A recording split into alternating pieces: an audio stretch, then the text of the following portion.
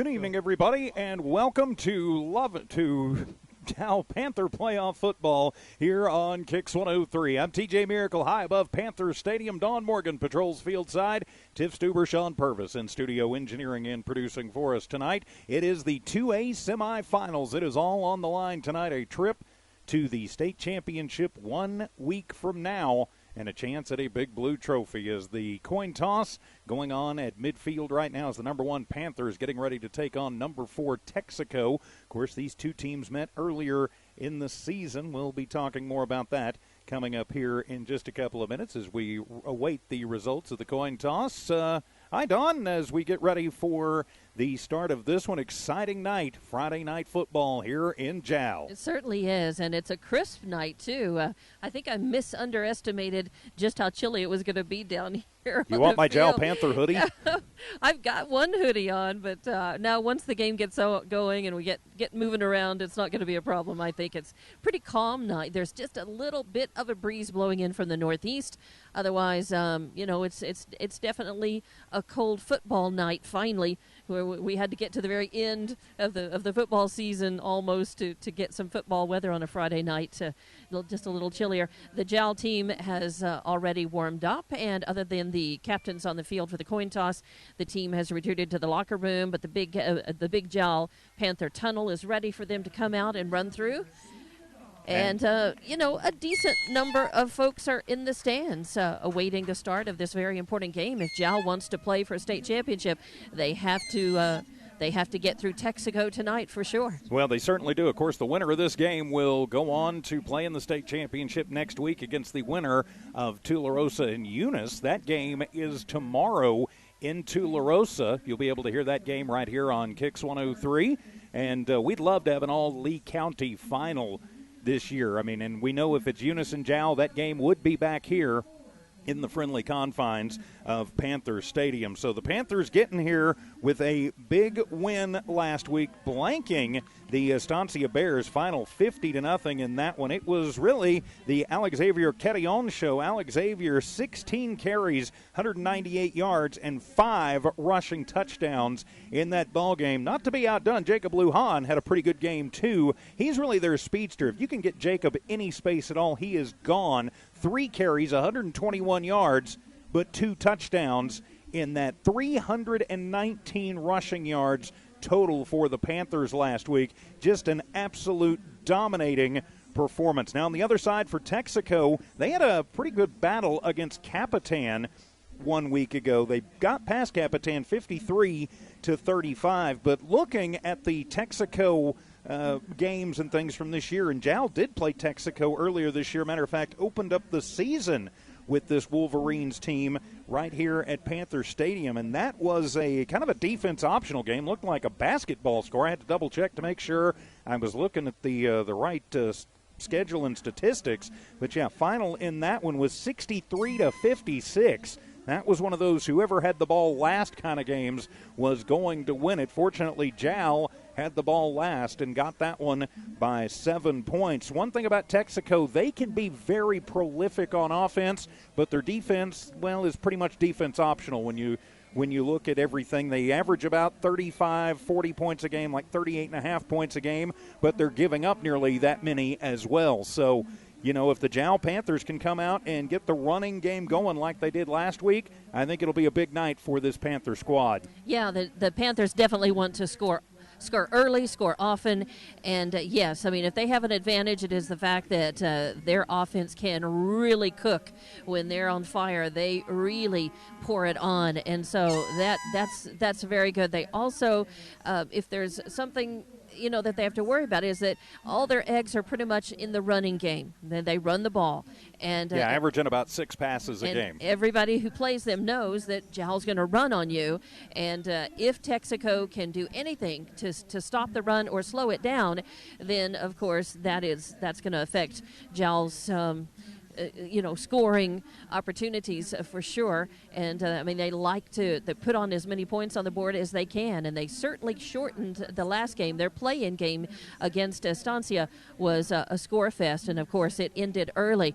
I think they're going to have a tougher time with Texico because, as you said, Texico also likes to score a lot. Their offense is much stronger than their defense.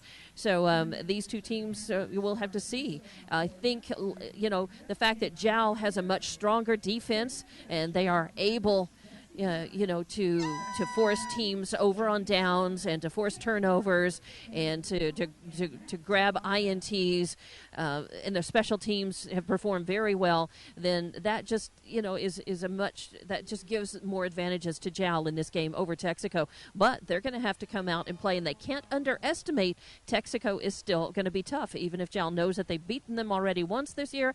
The old saying is, you play once, second time it could be anybody's game. Well, it certainly could be. The Texico Wolverines 5-4 on the year. That's a little bit deceptive. Two of their losses to Jal and to Eunice, and they were both fairly close games. Then they played a couple of Texas teams and really, frankly, kind of got hammered. It was not a good year for New Mexico against Texas teams anywhere.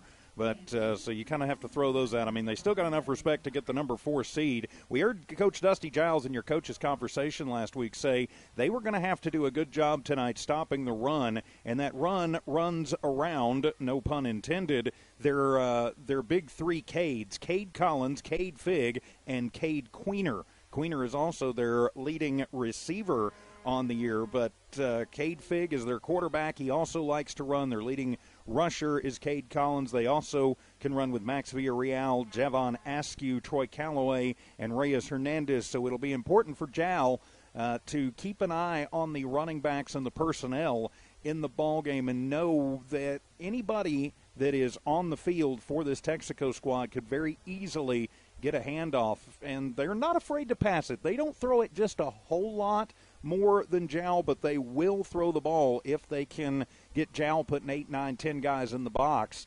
Got to be careful and watch out for that too. Yeah, well, if you're a team that doesn't rely on just one person to carry the ball, then you're definitely more dangerous. And Texico can be dangerous to Jal tonight, especially with the quarterback keeper, the quarterback draw, the quarterback sweep, the sneak, the fake handoff, and all of that. That's going to be. But having two other guys besides the quarterback to be able to really run on you and put points on the board. Well, Jal is really going to have their hands full, and they're really going to have to play top.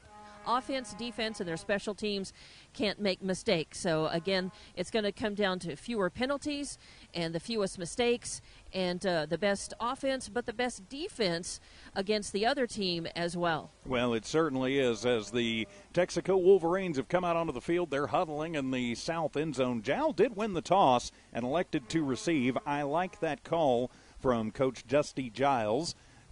So they're preparing to come through the big Panther tunnel as we get ready for the start of this one. Still about 6 minutes or so on the pregame clock. This is Panther Playoff Football here on KIXN Hobbs Jal. Kicks 103, listening live on the Kicks 103 Hobbs app, and also available tonight on the Lee County News and Sports YouTube channel and on the Jal tab at HobbsAmerica.com. Of course, our video rights were acquired from the New Mexico Activities Association with permission of the Jal Municipal Schools. We appreciate Jal giving us permission and the NMAA taking our money so we could video stream this one tonight. We're just glad that we are able to do that for you here tonight in this state semifinal game. If the Panthers do win, I can already tell you we will not video stream next week. We will not be allowed to do that by the New Mexico Activities Association, no matter what the schools involved want.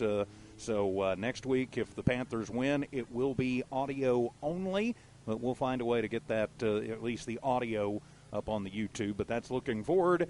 We got to look forward to tonight and get the Panthers a victory here this evening. Let's go ahead and take a timeout. You're listening to Jal Panther Playoff Football on Kicks 103.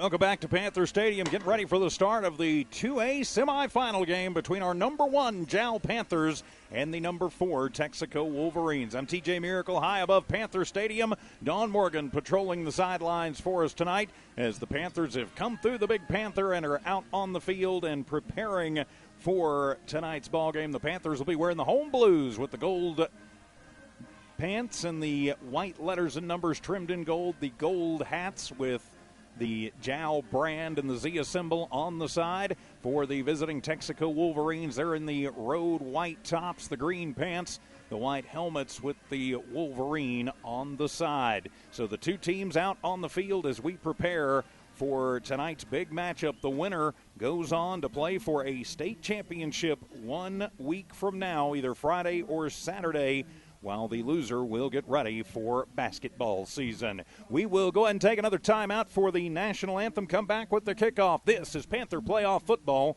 on Kicks 103.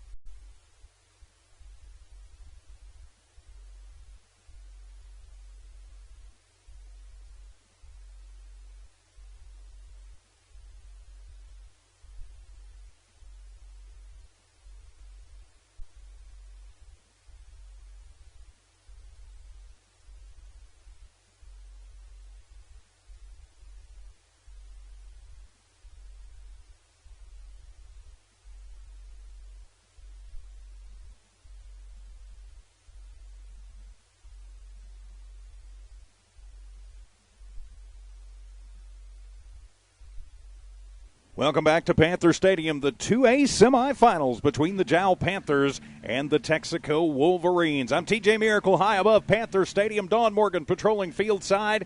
Tiff Stuber and Sean Purvis in studio engineering and producing tonight. The winner will move on 1 week from tonight or tomorrow, depending on the scheduling, to take on either Eunice or Tularosa. The Panthers won the toss, elected to receive. So final thoughts as we get ready to kick this one off tonight, Dawn. Well, it's highly technical and analytical and well-researched. My comment, go Panthers. Hey, whatever works. I think that is a good thing, whatever works. So the Jal Panthers and the Texico Wolverines tonight from here at Panther Stadium. So getting ready for the start of this one. It'll be teed up at the 40, and it looks like we may get a little squib kick or something to start this one off. Jal probably ought to think about moving some guys up just in case Texico decides to get cute here with Oscar Estrada, who's also their center and their nose tackle, and also does their kicking duties, a 6'1", 300-pound sophomore. Wow. Goodness. I was going to ask if he did the laundry for all the team, too. I guess if he wants to, nobody's going to stop him. Yeah, if he wants to. I don't think anybody's going to tell him no. So it looks like we may get an onside kick here to start things off as Estrada, he will kick it up, and it will be fielded. Ketillon gets it back at the 15, fakes the handoff to Lujan. Alex Xavier keeps it himself. 20-25, gets a block to the 30, to the 35, to the 40. Stiff arms a man at the 45, to the 50, to the sideline, and finally going to be knocked out of bounds at the Texico 40-yard line. A huge return, and that's what the Panthers wanted to get this one started, Dawn. That was number 14, Datelin Kane, who ran up, saw that he needed to get pushed out of bounds, and had he not, I think Carrion would have been in the end zone, but Kane was able to come from the side and push him out. So that'll be a 50-yard return on the opening kickoff, and the Panthers are in business. Good field position, first down and 10 from the Texico 40-yard line. So on the near hash mark, Jal going to come out like they always do. One receiver left, one right. Andres Lujan is back. He's the wide receiver split out right. Carrion will come out in the pistol formation. And Jacob is his deep back. Put the tight end on the near side. Alex Xavier surveys the defense. We are ready to go. He'll look to pass as he goes down the right side. Wants Lujan, and it bounces off of his hands and off of the defender in the far right side of the end zone. So Jal trying to go a little bit off script here early, incomplete, and it'll be 2nd down and 10. Wow, do the unexpected, but he was not. He had good coverage on him, and it was clean coverage. Yeah, by Max Villarreal down the field. So it'll be 2nd down and 10. Jal trying for it all through the air on the first play from scrimmage. I was about to ask you if you wanted to take any bets on whether Jal would need 1 or 2 minutes to put their first score on the board, and they almost made it a few seconds. They almost did, so they'll come out same formation, near hash mark. Deep back is Lujan. Waiting for the snap out of the pistol as Alex Xavier keeps it himself. Goes on a right side quarterback sweep. Gets away from 1, gets away from 2. Spin move and down to the 30-yard line. He's going to be close to the first down. It'll all depend on the mark, but he is going to be close to the first down. Let's see where they spot him officially. He needed to get right to the 30, and they're going to place him at the 31, so a 9-yard carry. So a very manageable 3rd down and 1 for this Panther team from the far hash mark. Well, all they need to take care of the football. They have got to really hang on to the ball. Don't cough it up. Don't give any gifts to Texico this early in the game for sure. Don't want to do that. So it'll be 3rd down and a very manageable 1. Jal goes 1 receiver left, 1 to the right. 2 tight ends in the ball game, and Lujan is the deep back out of the pistol formation. Carrion runs the quarterback position. Alex Xavier gets it. Option look. He will pitch it to Lujan, but he is hit behind the line, and he is going to lose a couple of yards. Texico had that one sniffed out very well. Credit that tackle to number 19, Caden Queener, and it'll be a loss of 1 on the play. And so now it's 4th down and 2. I don't think there's any decision for Coach Dusty Giles. He's going for it. Yeah, definitely going for it. And, of course, I think Texico had that sniffed out before Jal even got to the line. I was going to say, I'm pretty sure they had that one sniffed out before they got off the bus. But That's one of Jal's favorite plays is that option look to the near side. So it'll be 4th down and about 2 to go for the Jal Panthers back on the near hash mark. Andres is split out wide to the right. Rodriguez to the left. Deep back is Jacob in the hard count, and Texico was bringing the house, but they came offside. Should be offsides on Texico. It will be. Hey, why bother running a play when you can get a free Jal Panther first down, move the chains. Nice. Yeah, we'll take it however we can get it, and the whole Jal line broke out into applause as soon as Texico jumped forward. Yeah, I think Alex Xavier had that planned and did it quite well. Yep. So it'll be a Panther first down from the 28-yard line, 27-yard line officially. 1st and 10, 2 minutes gone here in the opening quarter of this 2A semifinal battle. Lujan to the right and splitting wide to the left this time for the Panthers is Arroyo. Deep back is going to be Jacob. Carrion, the quarterback. Alex Xavier surveys the defense. Now he's down and ready. Good snap. He'll keep it himself. Goes over the right tackle. Finds a hole to the 20, to the 15. Going to the corner, to the 10, to the 5, and put it in the end zone. 6 on the board. Touchdown, Panthers. 27 yards. Alex Xavier Carrion, and the Panthers strike first. Nice run as he had to fight to break 3. And then he ran for the sidelines, had to outrun a couple of guys and then tiptoe around them, stayed in bounds the whole way, and it was kind of like running along a tightrope and into the end zone. Once he got through the line, there was nobody going to stop Alex. Point after to come off of the foot of Josh Rodriguez. No. Panthers trying to make it an early 7-0 lead. The snap is good. The kick is up, and it shanks off to the right, and it'll go wide to the right. But the Panthers take 2 minutes and 28 seconds off the clock, and they draw first blood. It's Jal 6.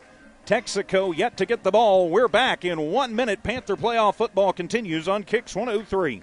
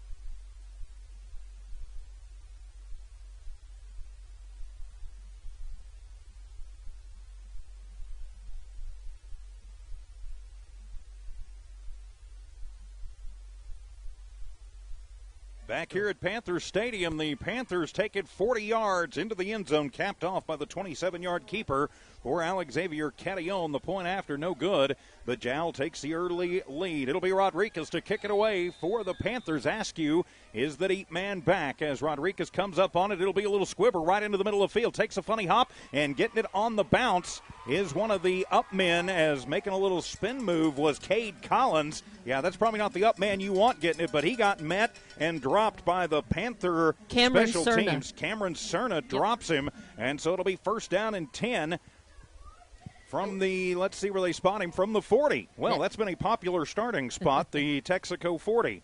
That was a big hit put on him by Cerna. A couple of other Panthers came along to clean him up, but good stop there, and not terrible field for Texico, but at least. So it'll be Fig. He is the quarterback. Cade Collins will go over to his left shoulder, two receiver set. Fig keeps it himself, a little stutter step at the line, then just bowls forward and is going to get across the 45 out to the 47-yard line. It'll officially be a pickup of 5 on the keeper for Fig, and that'll be second down and 5.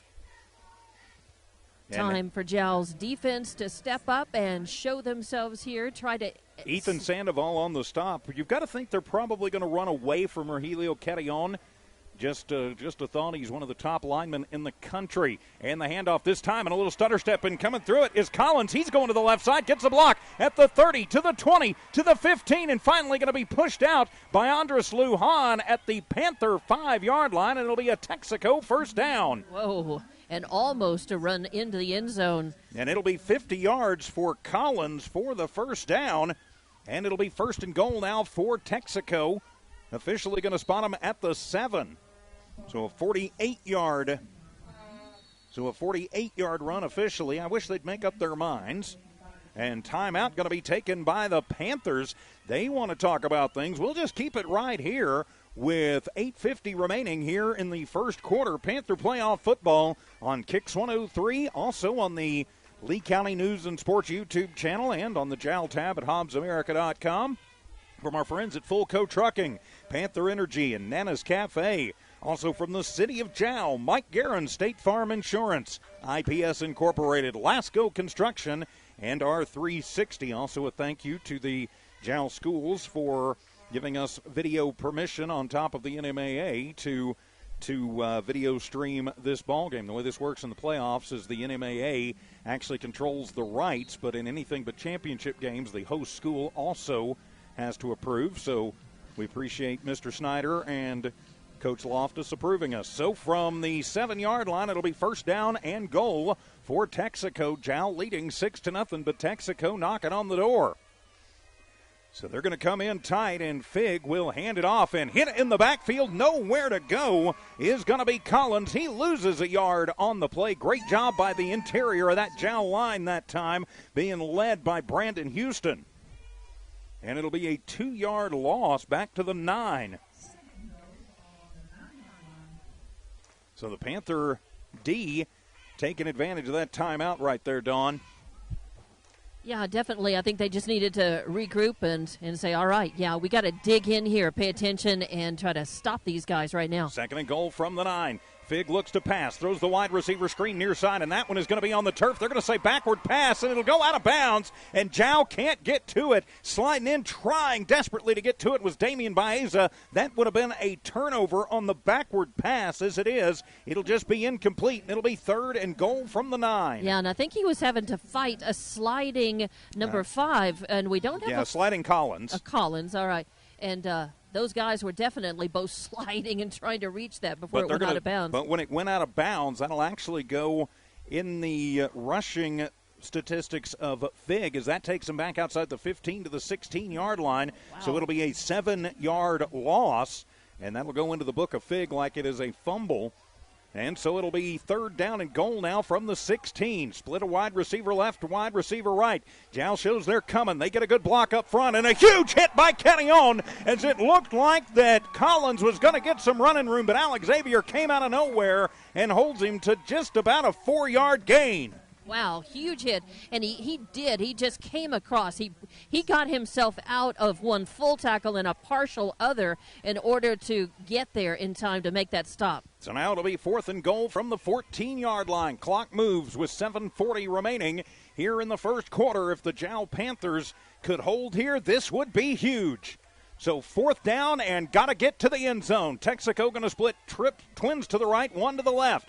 Now they're going to come trips to the left. Back to pass. Fig looks it over the middle and overthrows everybody. His intended target was Braden Bender, who threw his hands up like, where's the flag? Well, it was an uncatchable ball and nobody hit you, kid. Incomplete. And it'll be over on downs for the Jal Panthers. Wow, nice job. Jal's defense, they had to step up and they definitely delivered the first test of the game. There will be more. Yes, there will be. So Jal has a long field to work with. 7:23 remaining here in the first half. 1st and 10 from the 13-yard line officially. Panther football from the far hash mark. Split a wide receiver left and a wide receiver right. Kenyon is the quarterback. The deep back is Lujan. And Alex Xavier points a couple things out on the line. He'll fake the handoff. Nope, he will hand it off. And Andres nowhere to go, and he's going to be hit back at the 11 and spun down and dropped. That big boy up front for Texico, that's number 58, Tay Smith, dropped him for a loss of 2. Lujan has not had any running room here early. So it'll be 2nd down and 12 for the Panthers. Right at the 7-minute mark here of the first quarter. Jal with a 6-0 lead. Now Alex Xavier from the pistol formation. One receiver to the left. Looks like they're going to send the tight end out. Also one receiver to the right.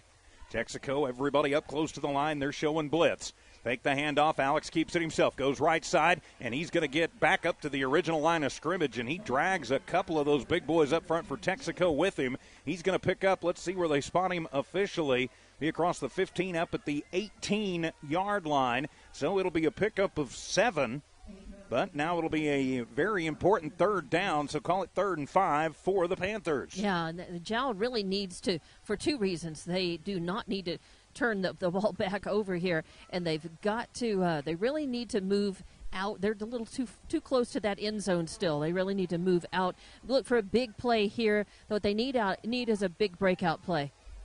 Well, you just take 5 yards, so whatever they get, they need to move the sticks. As Texico shows blitz, then they back out of it. Going to the right side, getting a good block. As Kenyon is hit right at the sticks. Where did that kid come from? As number 22, Braden Bender, came out of nowhere and spun him down. It'll be very close to the 1st down. It's going to depend on the spot, and they're going to say he got, as the man in the white hat says that he got enough, as the Texico coach, Bob Gilbreth, says nope, he was right here. As he's trying to point out where he went down. Coach, I don't think they base the spot on what you want. They're going to talk to the line judge on the far side, and they're going to give him 4 3/4 yards. And so it'll be 4th down and about an inch. So 4th and about an inch to go. They are on the south side of the 23. They need to get it to the north side of the 23. Carry on up under center. He's going to just go over right side, and he's going to be up to the 25-yard line, and that'll be enough for a Jal Panther 1st down. Again, if you'd like to see the big play get down to the end zone, but all you have to do is get the 1st down and then reset, and that's what they've done. So from the 25-yard line, 5.5 minutes to go. I like that Jal, they're going to take the big play. You can bet on that, but there comes a time when you have to go in a clock control mode. And you just get what you need. Get what you have to have, and then work on the big bite later. Take that small bite now. As Texico shows blitz, now they back out of it. 1st down and 10 from the 25. Back to pass as Kenyon steps up in the pocket, wants Lujan down the far side, has him, but why is there not a flag on that? Yeah, now that was tight coverage, but the defender down there, number 8, Villarreal, never turned around and was all over him. That is textbook pass interference. I am all for if a kid turns around and there's some incidental contact and they're both fighting for the ball. I'm fine with that. Villarreal never, ever turned around, didn't even put a hand up, didn't even pretend. No. That is textbook pass interference, but was not called, so it'll be incomplete. 2nd down and 10. And although he never pushed him, he had his hands all up and down and around and just trying to interfere.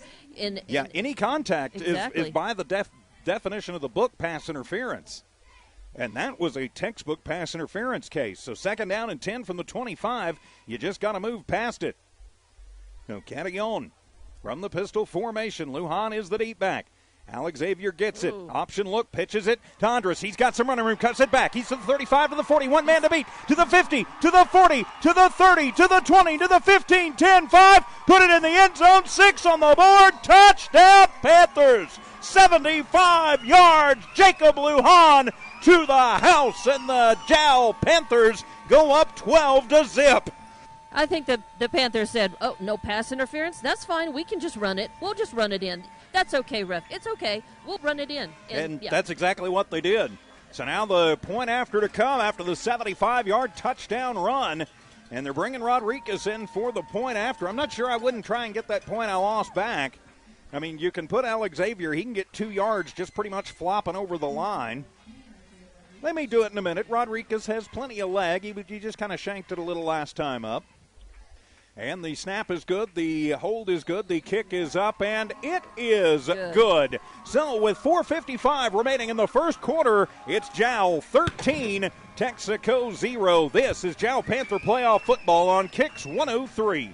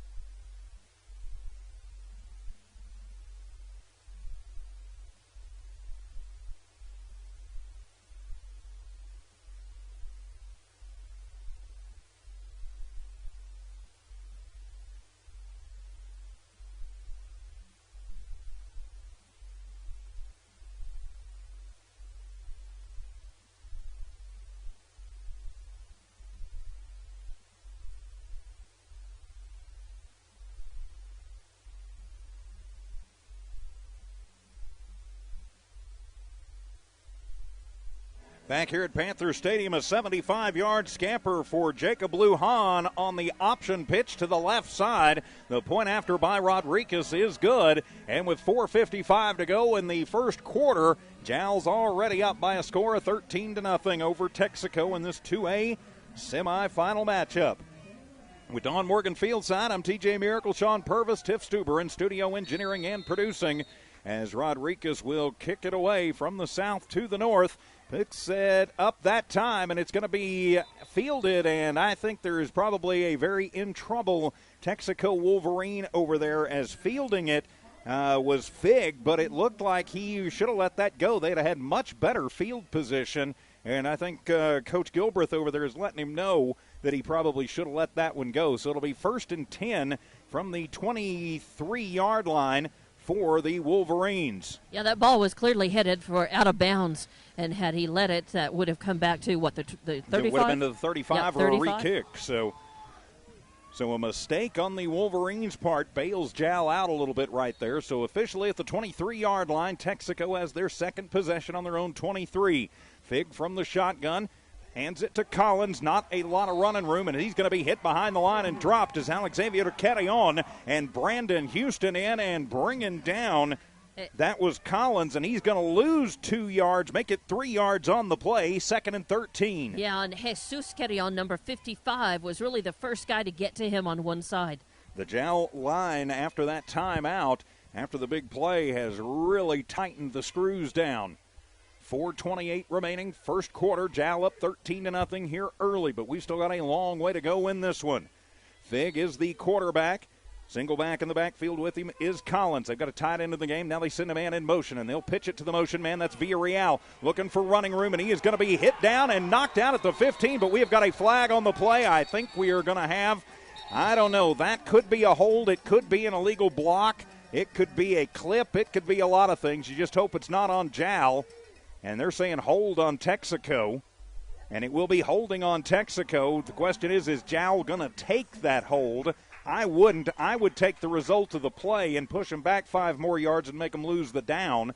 And they're going to come ask Coach Giles. Coach Giles, thank you. I went completely blank there for a minute. It was number 7, Ethan Sandoval, who ran his man out of bounds, too. And it will be declined. That is the right call right there. And so Collins is going to lose just a couple more yards. Wow, that was pretty generous to give him back to the 20. But, all right, so it'll be a loss of 1 on the play for Collins. And so now it'll be 3rd down and 13. So 3rd and a long, 13 for Texico. They're going to go empty backs this time. Trips to the left, 2 to the right. Fig by himself barks out the signals. Jal comes through. Kenyon is on him, but he somehow slips away, tosses across the middle, and well overthrown. Was trying to get a man across the middle. That was Reyes Hernandez, but misfiring on that one, and Roger Kenyon was like, I'm going to eat you. And Fig stepped through like, no, you're not, right. And got rid of the ball. He just kind of stepped around him, sort of daintily, as a matter of fact. Kind of waited until Carillon committed to a path of action. And then, he just kind of daintily stepped around and threw just a little bit. So now it's 4th and a long 13. And, I don't know about this one going for it. Now they're going to move back as Fig looks to punt it. Jal has a deep man. I believe that is Lujan as the kick is away. It is a good punt.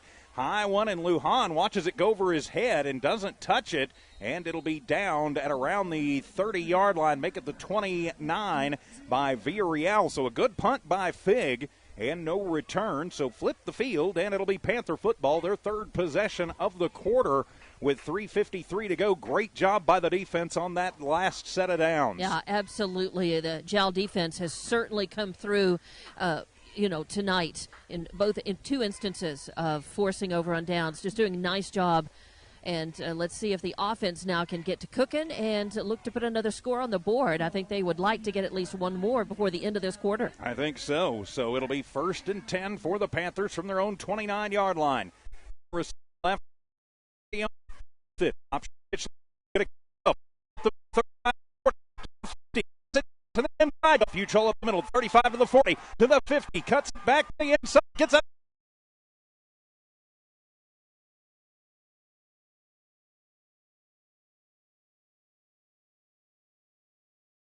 As Kenyon drags men with him, it's a 50, make that a 41-yard pickup for on and move the chains for the Panthers. Wow, I wasn't sure that they were going to get him down at all. I think Texico was worried, and that Texico, even with a couple of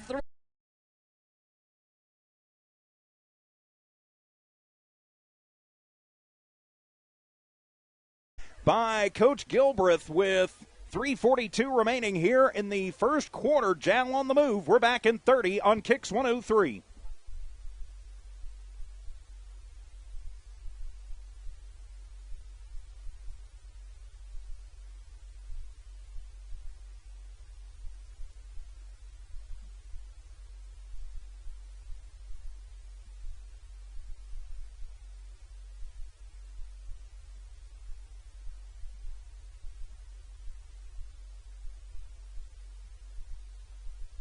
It's a 41-yard gain for the Jal Panthers and Alexavier Carillon. And deep into Texico territory once again. Welcome back to Panther Playoff Football here on Kicks 103. I'm TJ Miracle. Don Morgan Fieldside, Sean Purvis, Tiff Stuber in studio engineering and producing from the Texico 30. Kenyon from the pistol formation. Option look, and he's just going to keep it himself around the right side. He pitches it late to Lujan, who gets out of 1, but he can't get out of the 2nd on the far side, but still going to get it up to the 25-yard line. So it'll be a 5-yard gain for Jacob, 2nd and 5. That's kind of dangerous when you wait that late to pitch it out. You've got so many pieces, so many things in motion at the time that unless it's a really secure pitch and carry, it can be dangerous. But it worked out for the Panthers on that one. Give them 3 officially on the carry, so it'll be 2nd down and 7. 3:10 remaining here in the first quarter. Jal on the move from the 27-yard line inside Texico territory. Jal up 13-0. 1 receiver to the left, 1 to the right. Deep back is Lujan. Kenyon from the far hash mark, looks to pass, drops back, steps up, goes across the middle, trying to get Andres, and he does! 6 on the board, touchdown Panthers! Andres Lujan from 27 yards out, and the Panthers go up 19-0. For a team that doesn't pass much, man, they have been pretty much on target with these throws tonight from any range. And we've got a flag on the play. This one's coming back, a hold in the backfield. So, dadgummit. And that's making the Texico fans faithful. And Texico and traveled. Kenyon is coming over going, what did I do? And the ref says, bud, you can't hug him. I know you're 3 times his size and you just want to spread a little love, but a hug is not acceptable. That is a hold in high school football. Yep. I'm pretty sure they'll call that on him in the Mountain West, too. Yeah. I saw it from up here and thought maybe they missed it, but they didn't. But it could have been worse. It was in front of the line of scrimmage, so it'll move it back 10 yards from the spot of the foul, and so now it'll be 2nd down and 13. So from the 32-yard line, they'll make it 12 officially, so 2nd down and 12. 1 receiver left, 1 to the right. As Kenyon waits the snap, now he's going to look to pass again. Rolls to the right, a little pressure, lets it fly, going for Lujan again, and he's going to adjust, and he's going to get it, and rips it out, and is it 6 on the board, but we've got a flag. Yes. They're going to call pass interference. The question is, who's it going to be on, us or them? Those two were fighting for it. They were, but I think it's them. You know, with no pun intended, like a panther and a wolverine going at it in the jungle. The question is, who's the pass interference on? I'm going to say it's Texico, but we'll see. Coach Giles wants to know for sure. He's halfway out on the field. And so let's see. And it will, well, they still haven't signaled the booth. Pass interference, Texico. Yep. And that will be, I don't know if they're going to assess that on the kickoff or not, but it'll be 32 yards to the house, no matter how you look at it, for the Panther touchdown. So it'll be the Panthers. Now they're up by a score of 19-0. I hated having to erase those points on the score bug, a minute ago, but now I got to put them right back. I like that. Well, and I had to scratch it out of my stat sheet, and I used pens, so then I had to find a way to put it back in. Kenyon, 1 of 3 for 32 yards. He'll take it. The point after to come. Good snap, good hold. The kick is up, and it is good. With 2:41 remaining in the first quarter, the Panthers are rolling 20-0 over Texico. Back in a minute, Panther playoff football continues on Kicks 103.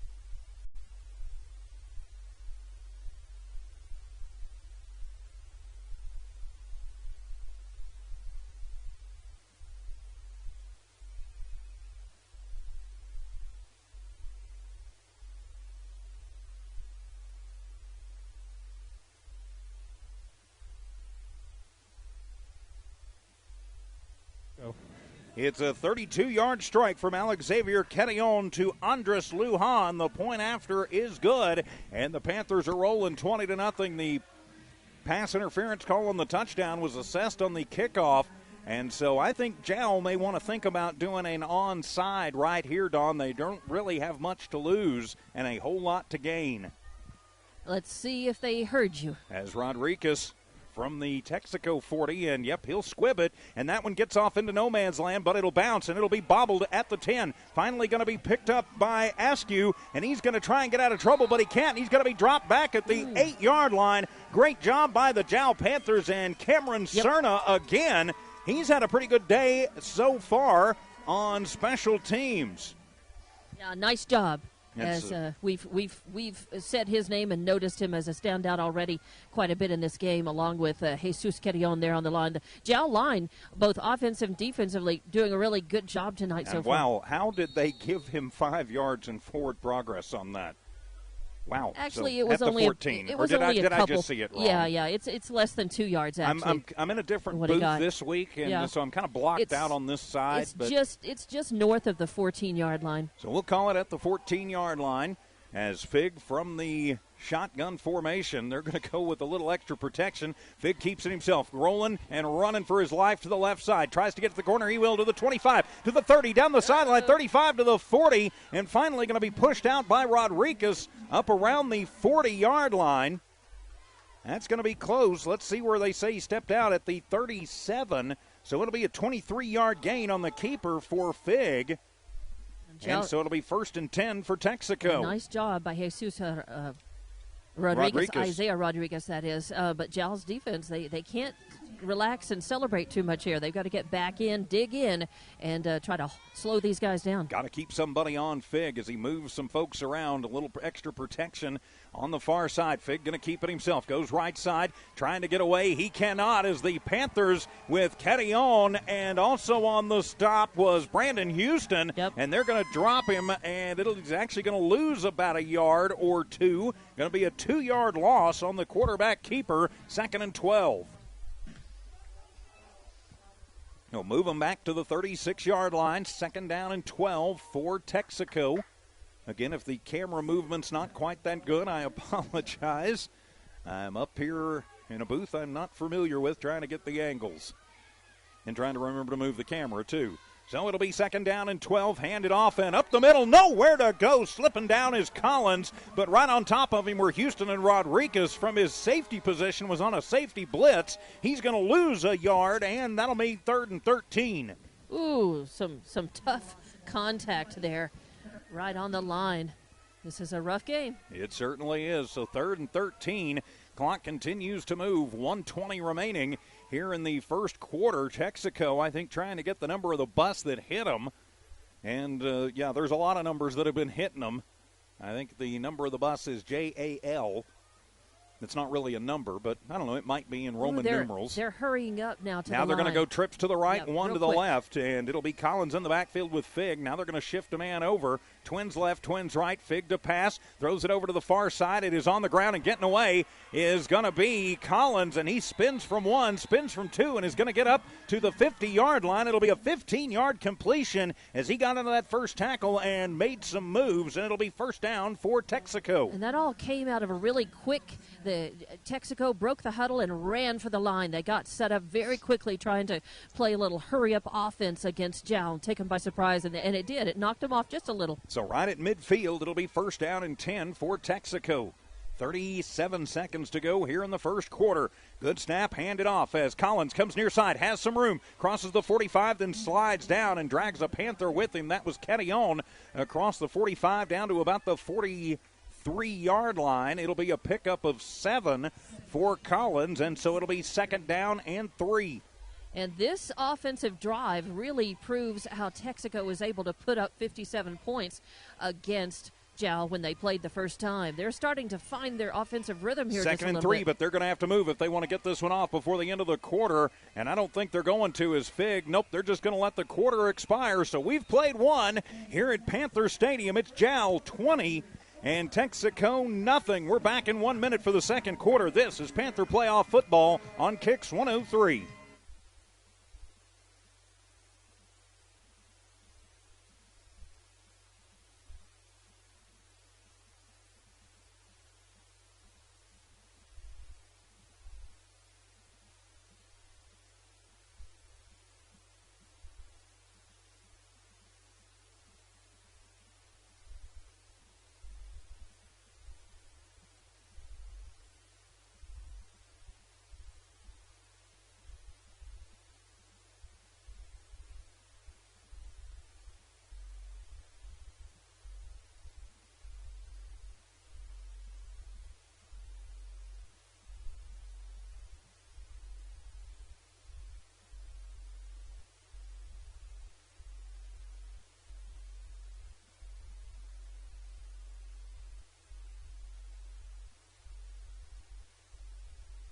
back for the second quarter as it'll be Collins on the handoff trying to get around the right side, and he is going to be dropped back at the 45-yard line. Good pursuit by the Panthers, taking him back a couple of yards. It'll be a loss of 2 on the handoff for Collins. We're back, start of the second quarter here in Jal. Panthers up 20-0. So now Texico deciding to go with the hurry up, facing a 3rd down and 5. Just underway, second quarter, Jal up by 3 scores. Put everybody in tight. Fake the handoff as Collins keeps it. Fig keeps himself, and he's going to cross the 40 to the 39-yard line. Hit and drop from behind by Houston, but he's going to pick up 6, and that'll be enough for the Texico first down.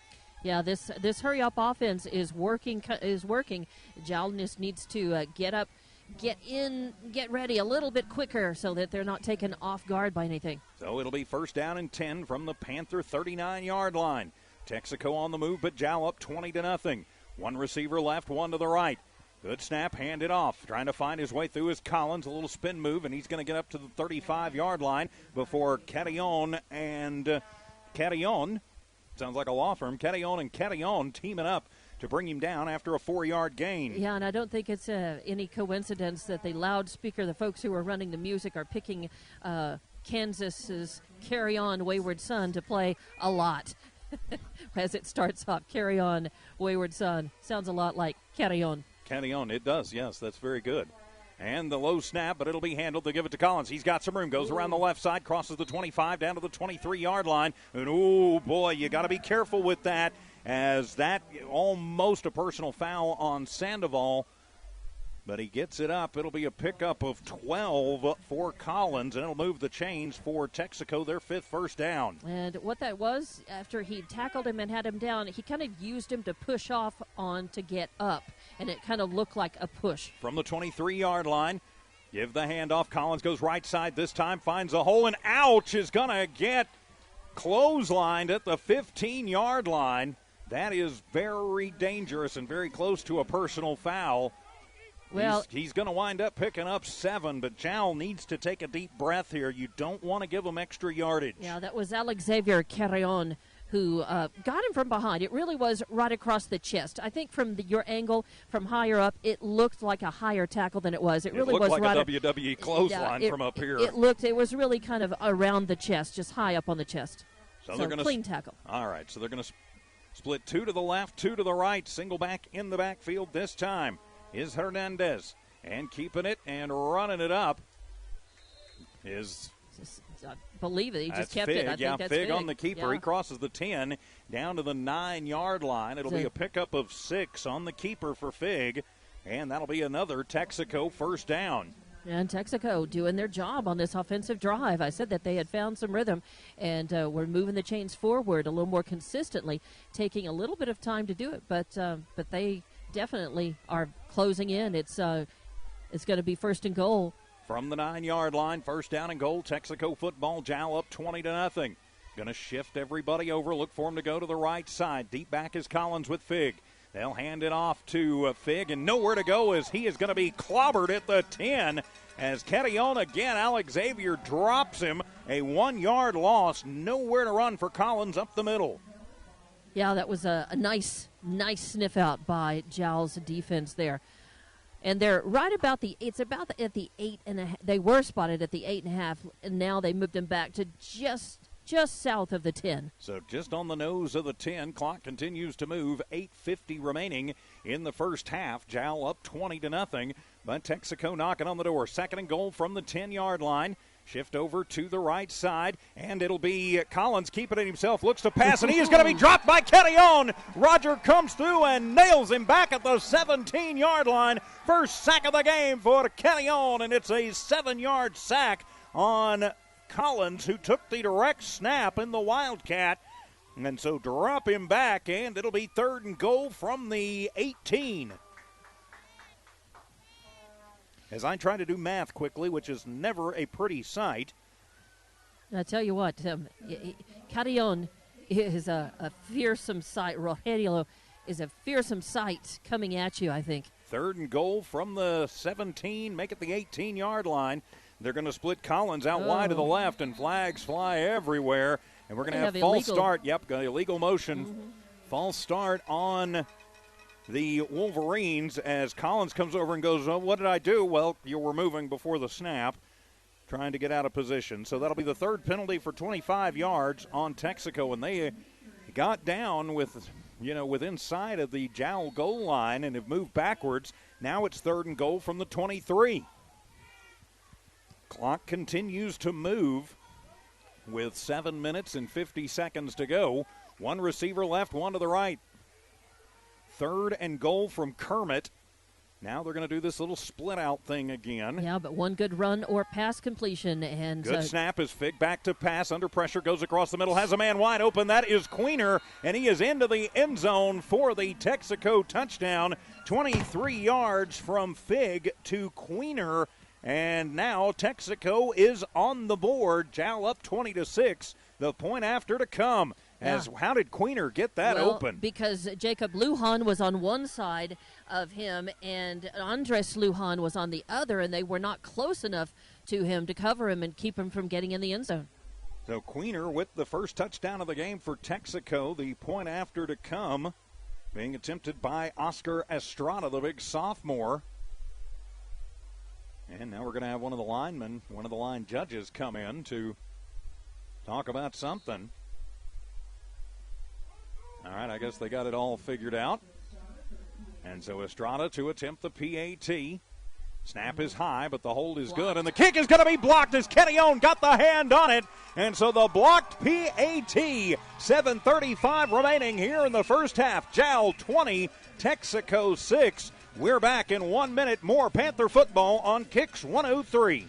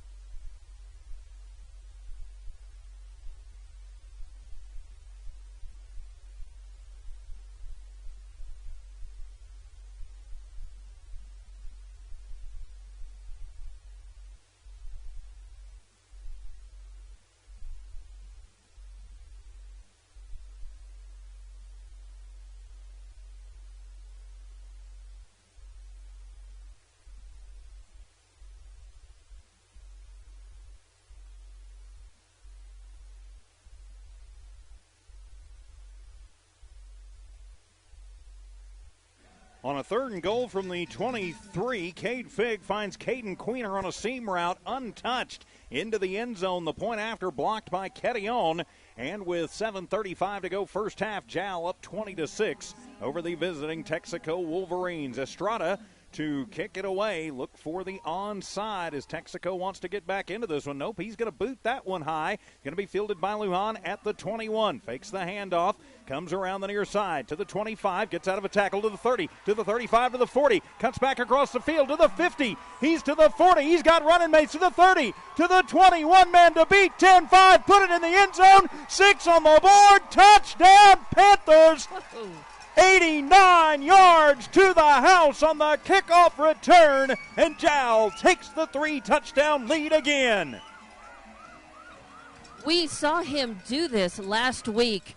This broken field running that he's able to do. He can switch gears and change directions on a dime, and he's able to not just get out of tackle, but completely change the direction and get the speed up and outrun almost anybody. But it's that broken field running that he is so good, that zigzagging up the field run that he is just unmatched at. And so the point after to come from Rodriguez out of the hold of Kettione.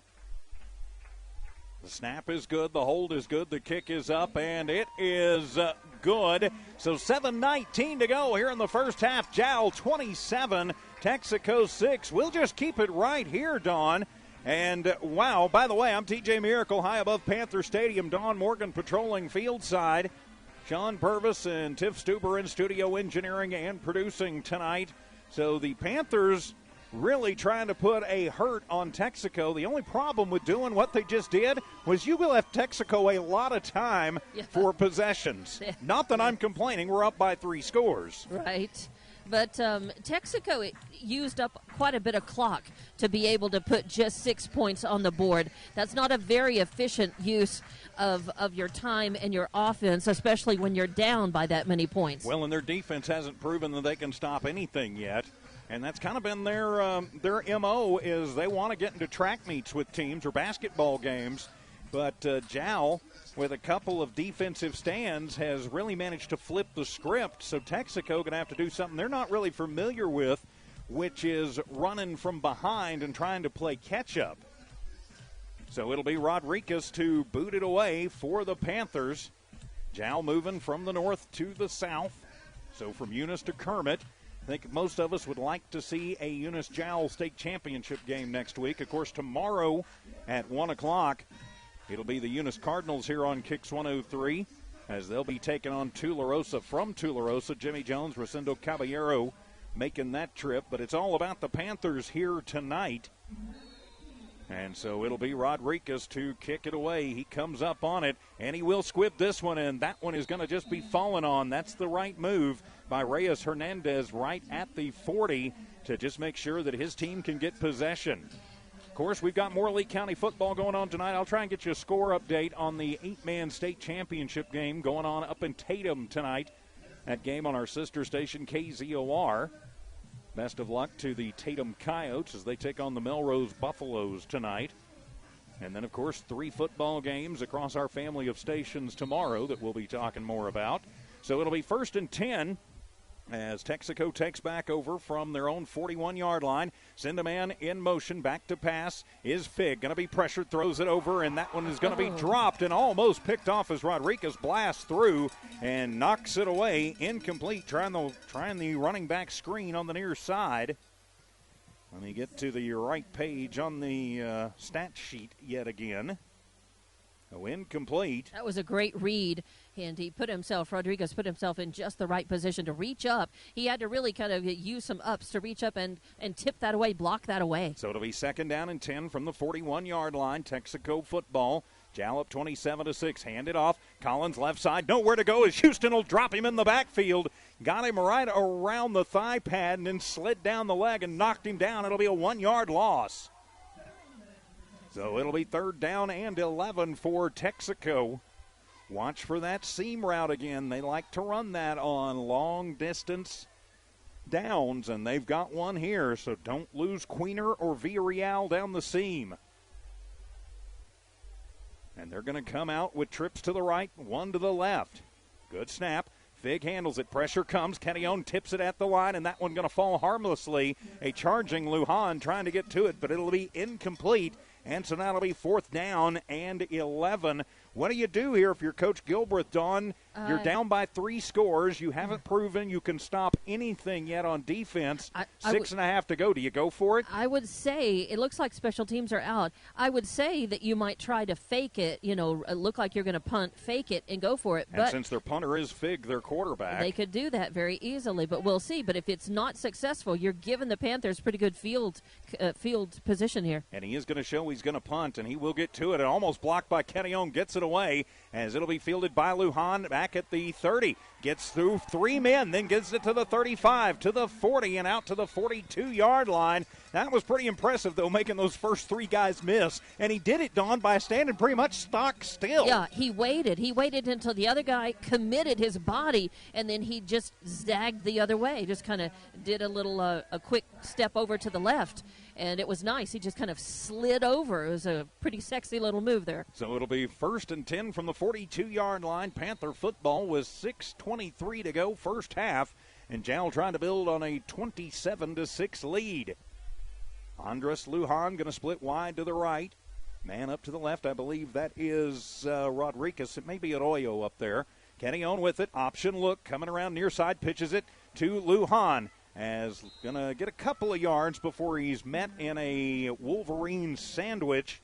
And number 16, we don't have a number 16 on the roster that they provided for us. And Braden Bender stop him after a 2-yard gain. My guess is that number 16 is Misael Buendia. Is number 17 on the roster. That's my guess. Yeah, and I don't see a number 17 anywhere, so I bet you're probably right. So it'll be 2nd down and 8 for the Panthers on their own 43-yard line. Make it their own 44. Cadillon from the pistol looks to pass. Good protection. Steps up, throws it, and overthrows. That was Lujan, as Lujan stopped the route like he was going to run an in curl instead of just continuing to run the up. Yeah. So it'll be incomplete. A little bit of miscommunication there. So incomplete, and it'll be 3rd down and 9. And Andres 3rd and Lujan, 8. he's got height. He's got about half a foot over most of the line, except for Rogelio Carrion, but not that's all. You can't make up that kind of a difference for an overthrow that much. But so it'll be 3rd down and a short 9, long 8. Jal going to split. Going to stack trips to the right this time. Don't see that from them very often. One to the left. Deep back is Lujan. Good snap. Cadillon keeps it himself. Alex Xavier comes around the near side. Is hit from behind. Still bulls forward to near midfield. He's going to pick up about 6 on the play before he got met in a sandwich. That was Tay Smith and also number 26, Kyle Gonser, that hit him. And they're going to say he's just shy of midfield. It'll be a pickup of 4 on the quarterback keeper, and so it'll be 4th down and 4. yeah, 95 yards on just 7 carries for Cadillon. And is Coach Giles going to go for it? Yes, I think this is a case of G means go. We see that with Lovington quite a bit, too. And so with a 4th down and 4, Cadillon in the pistol. The deep back is Lujan, and he gets the hard count again and jumping off sides. Caden Queener showing blitz. He's going to move it, and that should be enough for the Panther 1st down offside. Jeff, that is the call. Wow. And so for the 2nd time, and that's pretty heady play there by Alex Xavier Cadillon, Don, because he sees the blitz and is able to vary his snap count just enough. That's twice he's done that, and it's moved the chains both times. Both times it's been effective, but you know what they say, paybacks are... or something. Right. I was going to go with fool me once, shame on me. Fool me twice, but... Yeah. So it'll be 1st and 10. Panthers move into Texico territory. 4.5 remaining in the first half. Cadillon keeps it himself. Good block. Cuts it across the middle. Somehow gets away from one. Crosses the 40. Runs in and brings contact up as he is down about the 36-yard line. As piling on is Texico, but he's going to have enough for the Panther 1st down. Hard running in the middle. Wow, very hard. And he just manages to keep going. I don't know how he does that. He's like a steam engine that he just powers forward, even with guys hanging off of him. And Cadillon on that 1st down for the Panthers. Move the chains. 1st down, by the way. 5th 1st down for Jal, as Alex Xavier now 105 rushing yards on just 8 carries. Yeah, and 4 minutes left before the half. And Jal on the move, up 27-6, trying to move it up some more. Texico will have the ball to start the 2nd half. So Cadillon from the pistol formation. One receiver left, one to the right. Lujan is the deep back. So he's going to move up. Looks like he's going to change the play at the line. Yep, he sees something, so he's changing out of it. On the audible, Cadillon keeps it himself. Starts it to the right, cuts it back. Not a lot of running room. Gets it up to the 35-yard line. A pickup of 2 for Cadillon before he gets caught in a sandwich there from Texico and Kyle Gonser and also Tay Smith on the stop. So it'll be 2nd and a long 8, short 9. Yeah, the quarterback keeper didn't work quite so well for I can't believe they didn't time. give him forward progress to the 35 from up here, and I'm pretty much right on the 35. Right. Looked like he made the 35. But, hey, we're up by 3 touchdowns. I'm not going to complain. 3 minutes remaining in the first half, 27-6. The Panthers in the lead of this one and on the march. They do still have 2 timeouts, but don't really have to hurry. They want to get another score here. And timeout as Coach Giles sees something and wants to talk about it. 2:51 remaining here in the first half. Jal 27 and Texico 6. We're back in 30 seconds. Jal Panther football continues on KIXN Hobbs and the Lee County News and Sports YouTube channel.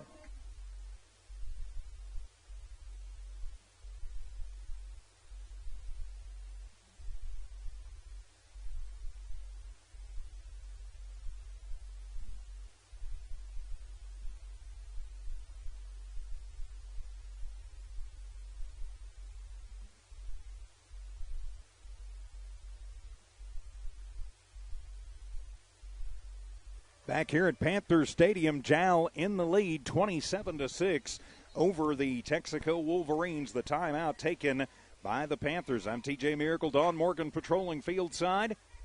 Tiff Stuber, Sean Purvis in studio engineering and producing. Score update from the other end of the county tonight, as right now Melrose leading Tatum in the first half of the 8-man game, 8-0. So I think an offensive slugfest expected, and looks like defense ruling the day in the 8-man title game. So it'll be 2nd down and 9 for the Panthers. On the march out of the timeout. Cantillon back to pass. Throws it across the middle. Has Lujan out of the backfield. He's to the 10, to the 5. Put it in the end zone. 6 on the board. Touchdown Panthers. A great block downfield by Ito Arroyo. And 36 yards to the running back Jacob Lujan. And the Panthers strike again.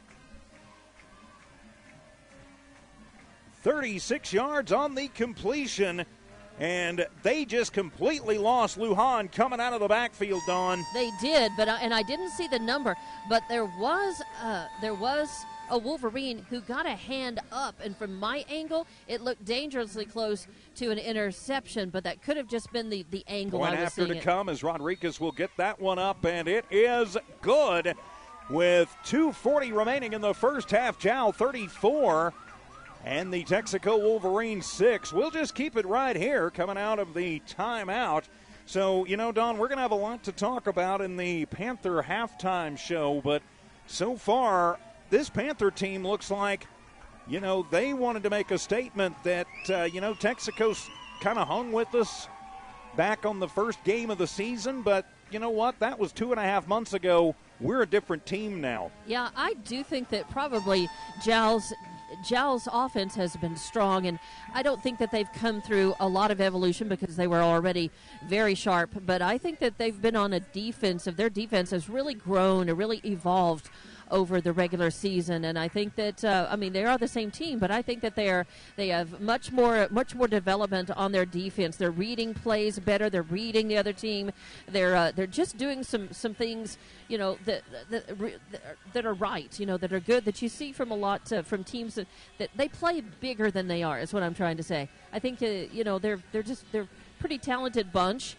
And they play bigger than they are. And then they're not just dependent on one or two players. It's a team effort. They really have some skills on the field at all times. I was going to say, even though, when you look at the stat sheet, it's all Alexavier Cantillon and Jacob Lujan on the offensive stats. Yeah, but they're getting a lot of help. There is so much going on, right. That doesn't necessarily make at least my stat sheets. Great blocking, great sealing out on blocks, keeping your lane assignments, gap holding coverage, blocks, gap coverage. There's so just, many things that don't go in, and this Panther team has done an excellent job. So Rodriguez to kick it away from the 40-yard line, and he'll come up to it, and that'll be another squibber, and that one is going to take a funny hop, and Villarreal off of his hands, and he's just going to have to fall on it, but the ball is out. Do the Panthers have it? Do the Panthers have it? The Panthers have got it back! The onside bouncy ball kick, and the kicker, Rodriguez, comes up with his own onside kick. Holy Toledo! It's 1st and 10 inside the Texico red zone as Villarreal muffs the kick, and Jal has it 1st and 10 from the Texico 18. You don't see an onside kick work after the ball has traveled that far usually. But, hey, Jal will take it. And now they are deep into their own territory. It's and we can get to running clock if Jal can score here and get the extra point. They're up by 28. You get to 35. It's running clock time. They just need to take care of the ball. Don't cough it right back up to the Wolverines. No, you don't want to do that. So Cantillon and the offense back out on the field. 2 receivers out there, one to the left, one to the right. Alexavier option pitch and puts that one on the turf, and Jacob just going to have to fall on it. He may wind up getting a couple of yards out of a busted play, but that wasn't pretty. It was close. Dodging a bullet, Jacob falling on it. And they're actually going to say back to the line of scrimmage, so no gain officially on the play. Disaster averted. Yeah, and after I had just said that you got to take care of the football, you can't cough it back up and let Texico have it again. I really was. Yeah, I know. I was. You're Madam Dawn, the fortune teller. Can you fortune tell a touchdown? I did earlier. That's but, true. You did. Yeah. How about another one here? And we've got a holding penalty on the play. Yeah, that one Coming took back a while to mm-hmm. develop. And so, 10 yards. Second penalty on the Panthers in the first half. So move them all the way back to the 28-yard line. It'll be 1st and 20 from the 28. So holding against the Panthers. We'll move them backwards a little bit. Still 2:24 to go. 34-6 the score. Jal in control of this one. Kenny on with it. Now they'll pitch it. Lujan on the halfback pass. Has time. We've got a flag on the play. We are going to have a hold. That should be a defensive hold. Back across the body and into the end zone and knocked away by Villarreal. Lujan trying to get it to Lujan. But we're going to have a hold, and I think that should be a defensive hold, is over on the far side. It looked like Case Smith actually sat on one of our linemen. That was Austin Giles, but I think maybe they're going to call the hold on us. Trying to get a little tricky, and they're going to call holding on the Panthers. Ouch. So now it'll be 1st and 30. Yowza, yowza, yowza. Okay, so 1st and 30 from, about the 40, make it the 38-yard line. Eunice, basically. Yeah, pretty much. They want to get a first down. They got to get to Kermit, so. They got thrown back toward Eunice, but they're going to have to. Yeah, so it's 1st and Kermit, in essence. So gobble up a bunch of yards on a couple of plays here and find the end zone. But the Panthers can certainly do that. Yeah, they do have the firepower. So, all right, maybe we do something a little more conventional here at 1st and 30. And now they're going to back to pass. Kenny on going to be pressured, and he's going to get sacked. Yikes. And out. That was a little bit of overkill by Tay Smith, who got him and then plopped on him. So he's going to be back at the 42-yard line. It'll be a 3-yard sack by Smith. Ouch, that hurt. First sack of the ball game. And so now they're trying to make Monahan's. Wink. Another 10 yards, it'll be Monahan. So now it's 2nd and Wink. Yeah. And the Texico folks, they're feeling the timeout going to be taken. They're feeling the frustration of their team right now, but they're getting a little mouthy in the stands over there, I noticed. So timeout taken by Texico. 1:40 to go in the first half. We're back in 30 seconds. More Panther football on Kicks 103.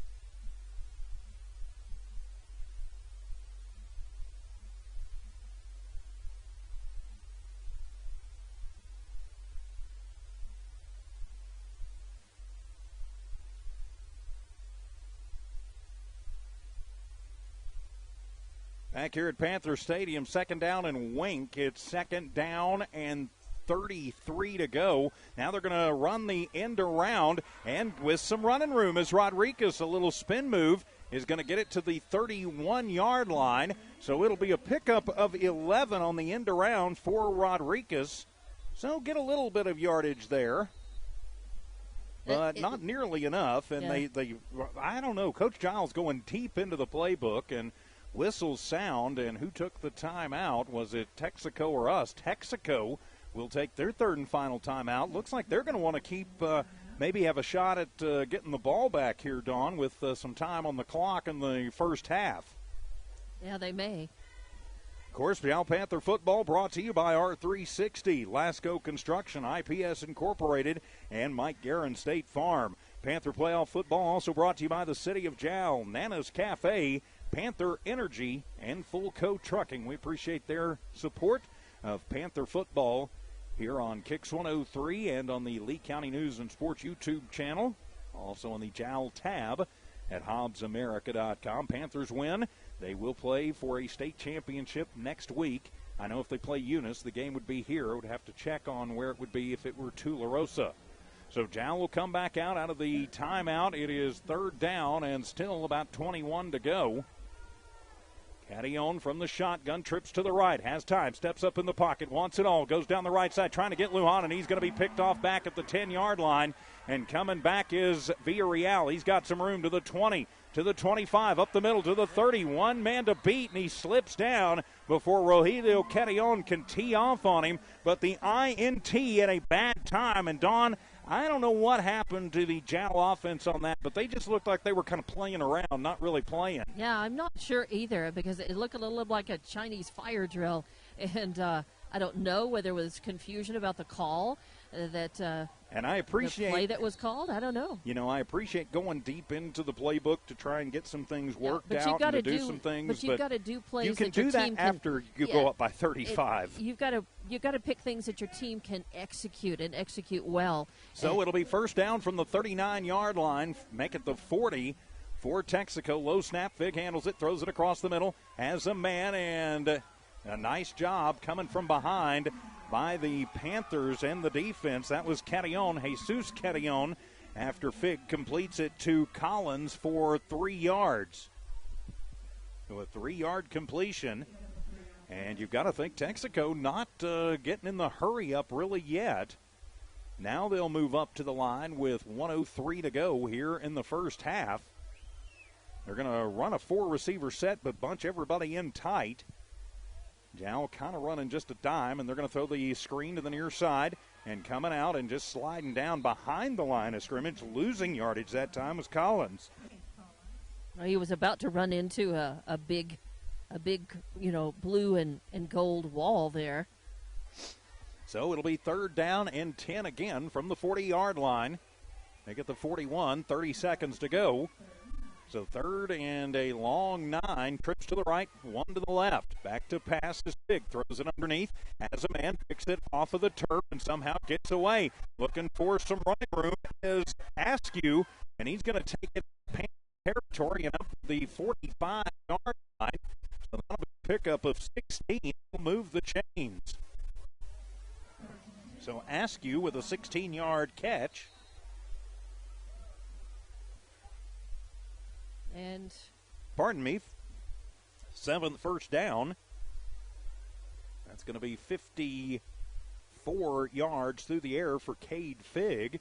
17 seconds to go on the clock, and I don't know why they haven't. They've spotted the ball. I don't know why they've stopped the clock. As soon as they spot the ball, clock should start running. Confusion going on, and I think it was about players on the field. Maybe. So it'll be trips to the left and 1 to the right. Texico back to pass. Fig, and that one is going to get blocked at the line, and we have got a flag on the play. And so will it be a hold? Will it be a hurdle? What will the call be? It was thrown 10 yards behind the line of scrimmage by the back judge, and it'll be holding on Texico.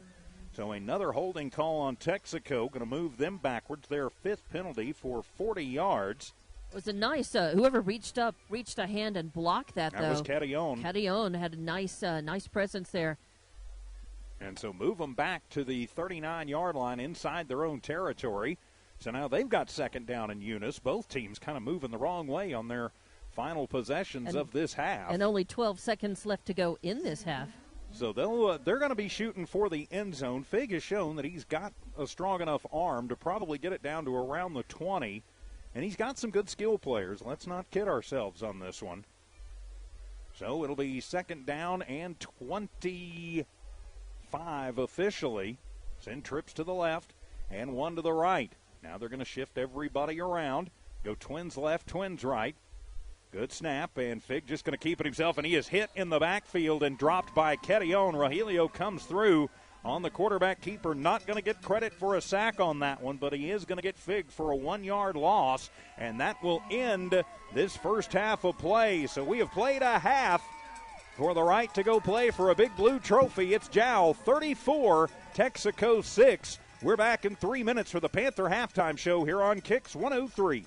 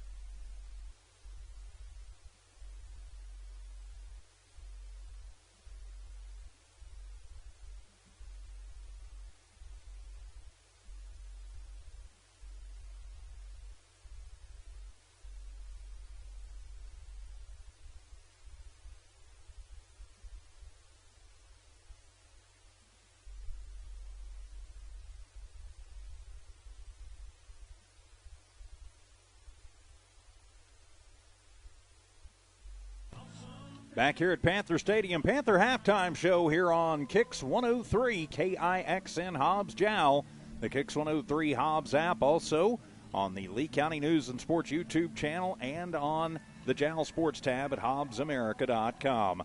I'm TJ Miracle, Don Morgan patrolling field side, Tiff Stuber and Sean Purvis, our newest team member in studio engineering and producing tonight. Jal leading this one 34-6. Here at the half, the winner moves on to the state championship game next week. Taking a look at the numbers in the first half of this one, we'll start with the visiting Texico Wolverines, the number 4 team in the state. And in the first half, their quarterback, Cade Figg, goes 5 of 10 for 54 yards. He does have a touchdown and no interceptions. That touchdown coming to Caden Queener on a 23-yard seam route on a third down and third and goal from a long way, 23. So third and goal from the 23, and it turns into a touchdown. His favorite target has been Collins out of the backfield. He has 3 catches for 15 yards. Askew 1 catch for 16 yards that kept a drive alive. So 54 cumulatively through the air for the Wolverines of Texico. On the ground, Cade Collins, he's their leading rusher right now. He has 14 carries for 64 yards. Figg with 7 carries for 30 yards, and they're the only 2 who've carried it. So 54 through the air, 94 cumulatively on the ground, gives you 148 total in the offensive yardage for the Texico Wolverines. They got 7 first downs in the first half, were flagged 5 times for 40 yards in the penalty department. They got no points in the first. They scored their touchdown in the second quarter. Turning the page for your Jal Panthers through the air, and I think we're a little bit surprised about this. Alexavier Catillon has been airing it out. He goes 2 of 6 for 68 yards, has 2 touchdowns, but also threw a bad INT late.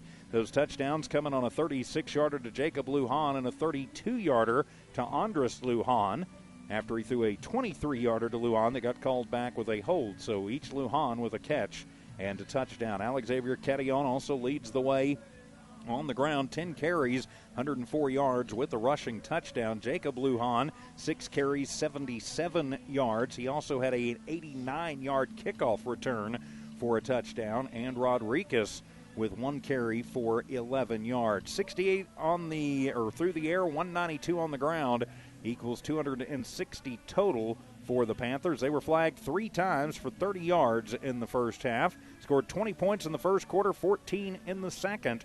That's how they get to their 34. They did have 5 first downs in that first half. So 34-6 is what the scoreboard reads here at Panther Stadium. The Jal Panthers 24 minutes away from punching their ticket to their first state title game in a long, long time, and definitely wanting to get back and show that they are indeed the number 1 team in the state. So, Don Morgan, what do you think are going to be the keys for the Panthers in the second half to get their shot at that Big Blue Trophy? Well, looking at the first half, actually, I'm most surprised by the amount of passing that both teams are doing.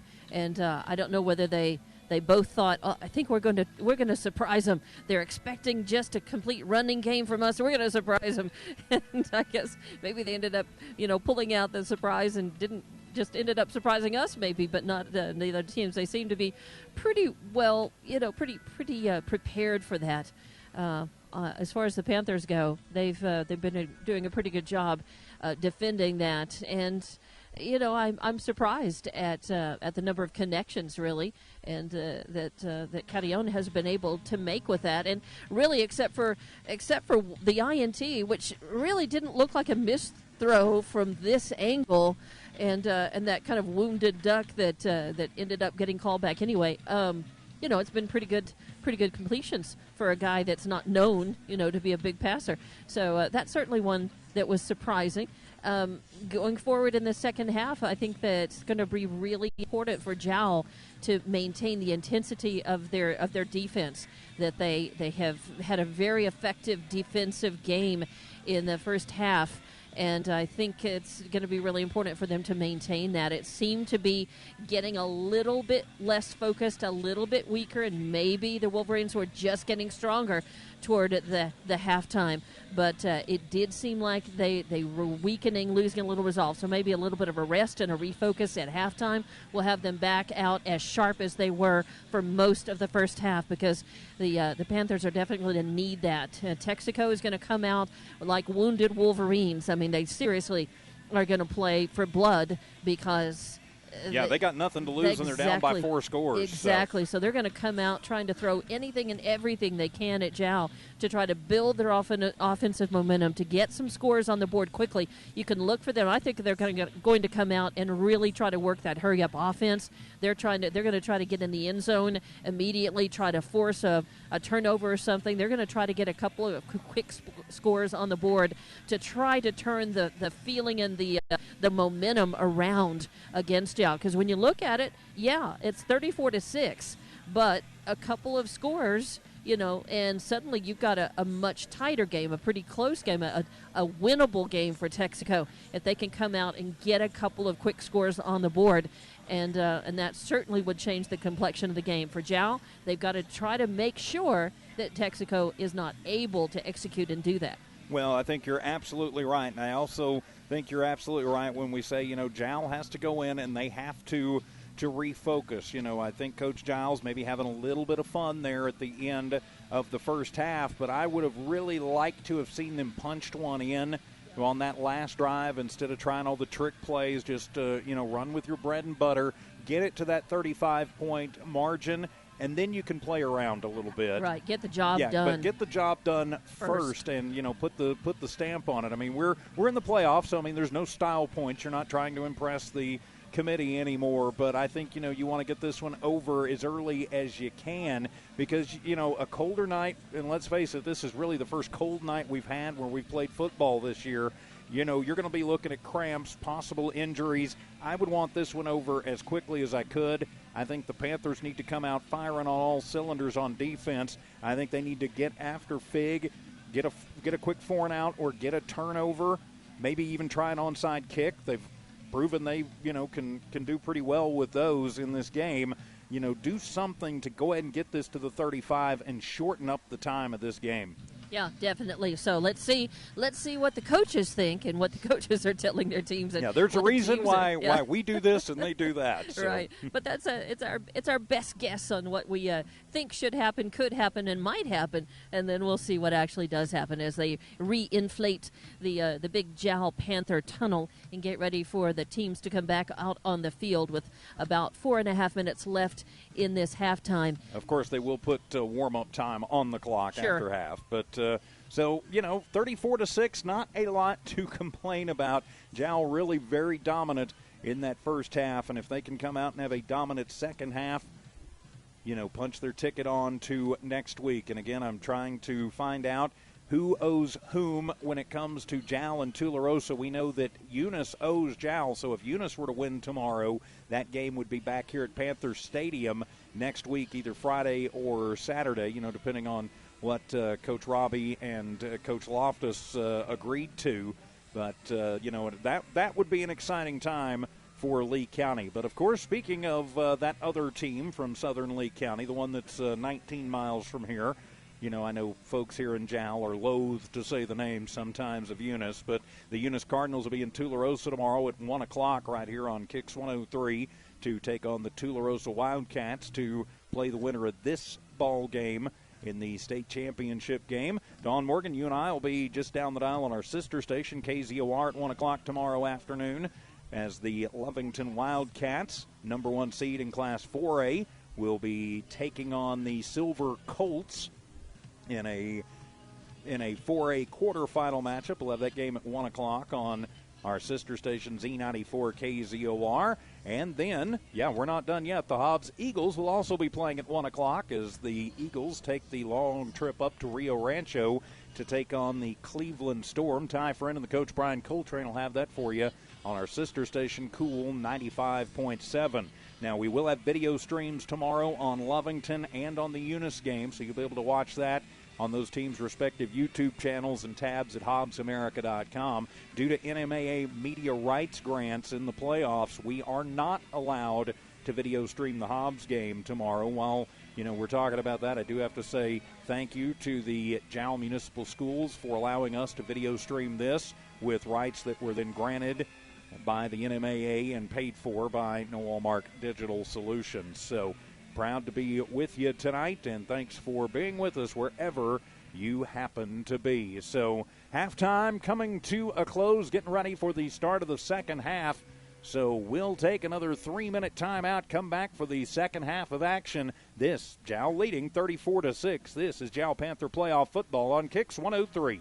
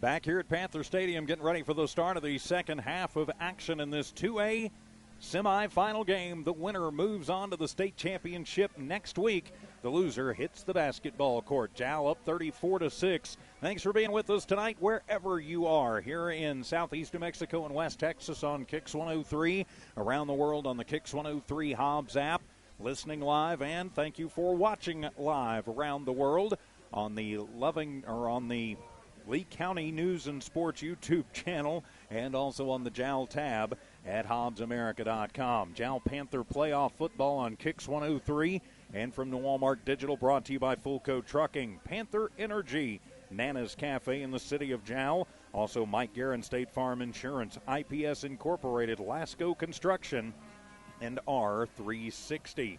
We are video streaming this with rights granted by the New Mexico Activities Association and also by the Jal Schools. We appreciate the Jal Schools for granting us the video rights for games where we are allowed to do so. The Texico Wolverines will have the football as we get ready for the start of the second half of this one. Going to be important for the Jal Panthers to get the ball back and shut them down, and then see if they can get this to 35, because as the temperature continues to drop, You don't want to risk getting anybody injured here early. So we'll see what Coach Giles and his assistants pull out of the hat to start this second half. The defense played superbly in the first half, giving up just 94 rushing yards and 54 passing yards, much less than Texico normally sees in a half. So if they can continue that trend, maybe force another turnover, that would be a fantastic thing for this Jal Panther squad. So the Panthers already out and ready to go. Jal will be moving from the right to the left from our perspective in this third quarter. So kicking off right to left, that is south to north. If you are keeping up at home, as Texico will break the huddle and the Wolverines will come out onto the field. They'll send Askew back deep to receive the kickoff. Of course, Askew had a big kickoff return, which helped lead to the one Texico touchdown. So you got to be aware of what he can do. And it looks like Coach Gilbreth is maybe going to move some guys a little bit closer to the line this time in case they get kind of another knuckleball out of Rodriguez. So ready to go here in this third quarter of action. The Panthers in the lead, 34-6, but Texico has the ball first. 24 minutes to decide who gets to play for a state championship. So Rodriguez has it teed up at the 40. The whistle sounds, and here we go in the third quarter. It's another squib. It's going to bounce. It's going to be fielded at the 35, and a hole up the middle for, let me double check that number. Couldn't tell if it was Fig or if it was number 6 Collins, and that was Collins. Fig is 6, Collins is 5. It was number 5 Collins. So gets pretty good field position from the 45-yard line, make it the 46-yard line, first down and 10. That's where Texico will take over. So underway here in the third quarter. Have to see what kind of adjustments that Texico made offensively. Jal going to put 4 men on the line. Might be looking at the blitz. They hand it off to Collins. He's hitting the backfield, and he is going to be dropped immediately. Kettyon and Houston stop him before he can do anything, and he's going to be dropped behind the line. And they're going to put him back across the 45 at the 44-yard line. It'll be a 2-yard loss, and so it'll be second down and 12. Great job by Kettyon and Houston. Both of those young men have had fantastic games, or a fantastic first half thus far. Texico going to sit trips to the right and one to the left. From the shotgun, it'll be Fig. He's got Collins in the backfield with him. Just going to keep it himself. Goes over the right side. Is going to get the 2 yards back before Houston hits him again, and then Kettyon cleans him up. So he's going to get the 2 yards they lost back on the keeper, but no more. And so it'll be third down and 10. Way to stay home, and good job by Kettyon coming over to clean that one up after Houston got the hand on him. So an important third down and 10 here early. The Panther defense would love nothing more than to shut them down, get the ball back, and get this to 35 points. Send twins to the right, one to the left, tied into the ball game. 2 backs in the backfield with Fig. Low snap, handles it, fakes the handoff, looks, now he's going to be flushed. He is going to be hit back in the backfield, and he's going to be dropped back at the 35-yard line. And coming up from the bottom of the pile and slinging him down is Trent Butts. Trent going to get the sack. It is a huge loss all the way back to the 35-yard line. It's an 11-yard sack, second of the ball game for this Panther D, and it'll be punt time for the Wolverines. So you've always got to be aware of the fake, with Fig also being their punter. So it'll be fourth down and a long way to go. As back deep to receive is Jacob Lujan. So Jacob going to move up just in case. Now Fig will drop back into the punting position. So awaits the snap. High snap. He handles it, though, and he'll kick it kind of off the side of his foot. Helicopters, and is going to just bounce sideways and go out of bounds at the 42-yard line inside Panther territory. So that's where Jal takes over with 9:43 remaining in the third quarter. Up by 28. Can get this to running clock time if they can go ahead and punch this one in and get this one over early and get ready for a state championship game either next Friday or Saturday. So they put it at the 43 officially inside Panther territory. Jal football. Great to have you with us on a chilly Friday night here in South Lee County. And we're going to have a whistle sound. I think maybe we had a player that had to come out, maybe an equipment problem there for Tay Smith. So he's going to come out. Going in his place will be Cruz Garcia. I'm going to come in at the nose tackle position. So it'll be 1st and 10 for the Panthers from their own 43-yard line. Alexavier Quetillon is the quarterback from the pistol. Fake the handoff, looks to pass, throws it across the middle, and that one is going to be almost picked off as Alex threw that one, and it looked like he was throwing it right to Collins. He had the inside bead and the inside track on the pass. The intended target was Rodriguez, but knocked away. And so it'll be 2nd down and 10. Again, I think you just bread and butter this until you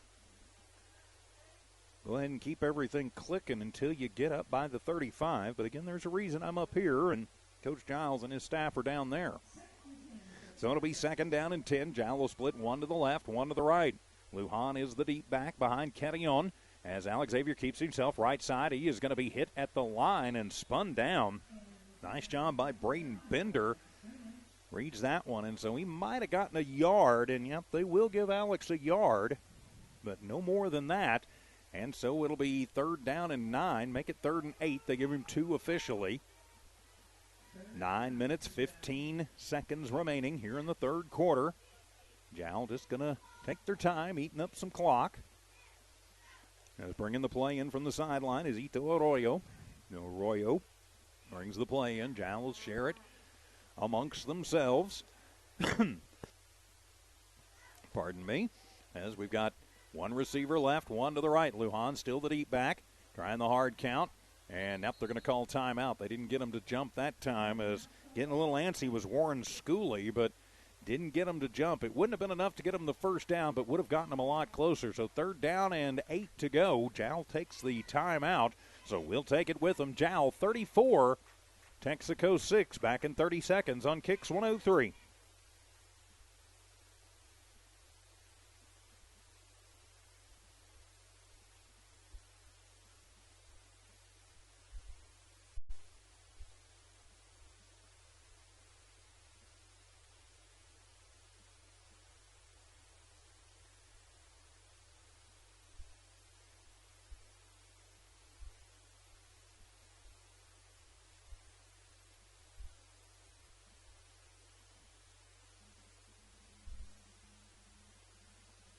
Back here at Panther Stadium, the Jal Panthers facing a 3rd down and 8. Take the timeout. Going to see what they have got in the bag of tricks. I think maybe you just send Alexavier over the right tackle or the right guard and see what happens. So from the 45-yard line, it'll be 3rd down and 8 for the Panthers. Just underway here in the 3rd quarter, 8:45 to go. Jal on their first possession of this half. And Quetillon going to keep it. He's going to sweep it out to the right side. His hit at the 50 goes into Texico territory at the 48-yard line, where he's brought down by Tay Smith. Again, that young man has had a whale of a ball game. Also in on the stop was Braden Bender. He's going to be just a little bit short of the 1st down. It'll be a pickup of 7. And so it'll be 4th down and a long 1, short 2. 113 on the ground for Alexavier, as Rodriguez will bring the play in from the sideline.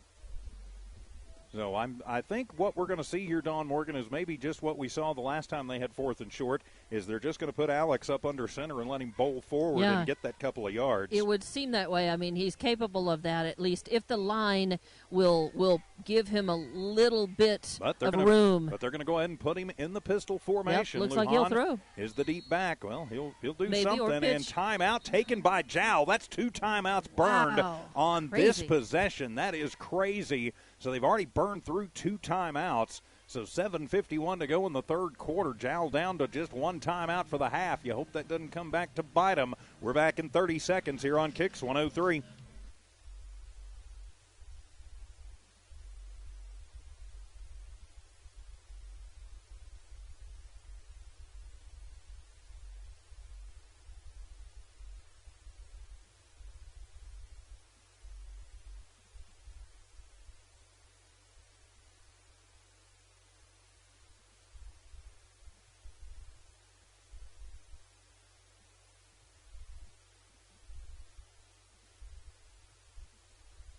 So facing a fourth down and long one, short two, the Jal Panthers burn their second time out of the opening drive here in the third quarter. They're up 34-6, but yeah, you don't want that to come back and bite you later. I'm TJ Miracle from high atop Panther Stadium. Don Morgan is field side. Sean Purvis and Tiff Stuber in studio engineering and producing. So facing a fourth down and two. Alexavier Ketillon going to come back out, be in the pistol formation. Lujan is his deep back, so fourth and about 1.5 yards to go. One receiver left, one to the right. Alex with it, keeps it himself, goes over right tackle, gets through the line, and is going to be brought down, but he gets about 6 yards before he is, and he was slung down there, but it'll move the chains. First down, Panthers. Well, he kind of got tripped. Nobody really, nope. So it'll be a Jal first down, no matter how you look at it. Yeah, nobody really handled him. He just kind of tripped, and somebody pushed out and got a hand on his leg, but. Yeah, I didn't see the number of who got him that time. Right. But, hey, it moves the chains. It puts it into Texico territory. You can take your time, move the clock down to 7.5 minutes to go in the third. Jal up by 28, in control here. Yeah, the clock is Jal's friend. As Ketillon surveys the defense, goes up, takes his mouthpiece out, so he's calling an audible down there. Wants to change something up, and he'll keep it himself. Gets a block, tries to cut it back in the middle, but nothing doing as Smith will bring him down again after he gets about 1 yard. Where did Tay Smith come from? That young man, I mean, he doesn't have anything listed as far as his size, but he is a large young man, but he's deceptively quick. Mm-hmm. Especially for his size, very quick. So it'll be second down and 9 after the 1 yard quarterback keeper. Again, the clock just going to continue to move as long as Jal keeps it in bounds. You want to keep them moving the chains, though. Right.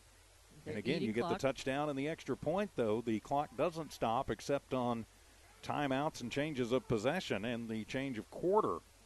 And believe me, they go very quickly. So Ketillon changes the play at the line again. Takes the handoff, keeps it himself, comes near side, has some running room. Gets through one, crosses the 35, and going to be brought down at the 32-yard line. Going to be very close to the first down, as the tackle going to be made by Kyle Gonser. And I think he may have enough for the first down. What does it look like from down where you're at, Don? It's very, very close. I think they may get the chains in. Yeah, it could be that close. And, yep, they're going to say that he got it. It'll be a pickup of 9 and move the chains. First down, Panthers. Nice. 129 on 15 carries for Alexavier Ketillon, as the white hat keeps saying, move the chains. Yeah. he's standing. Maybe he's frozen. He's looking at like, hey, do you not believe me? I'm using sign language here. As Coach Bob Gilbreth is saying, I don't believe you, but as it'll be the 7th first down of the game for the Panthers.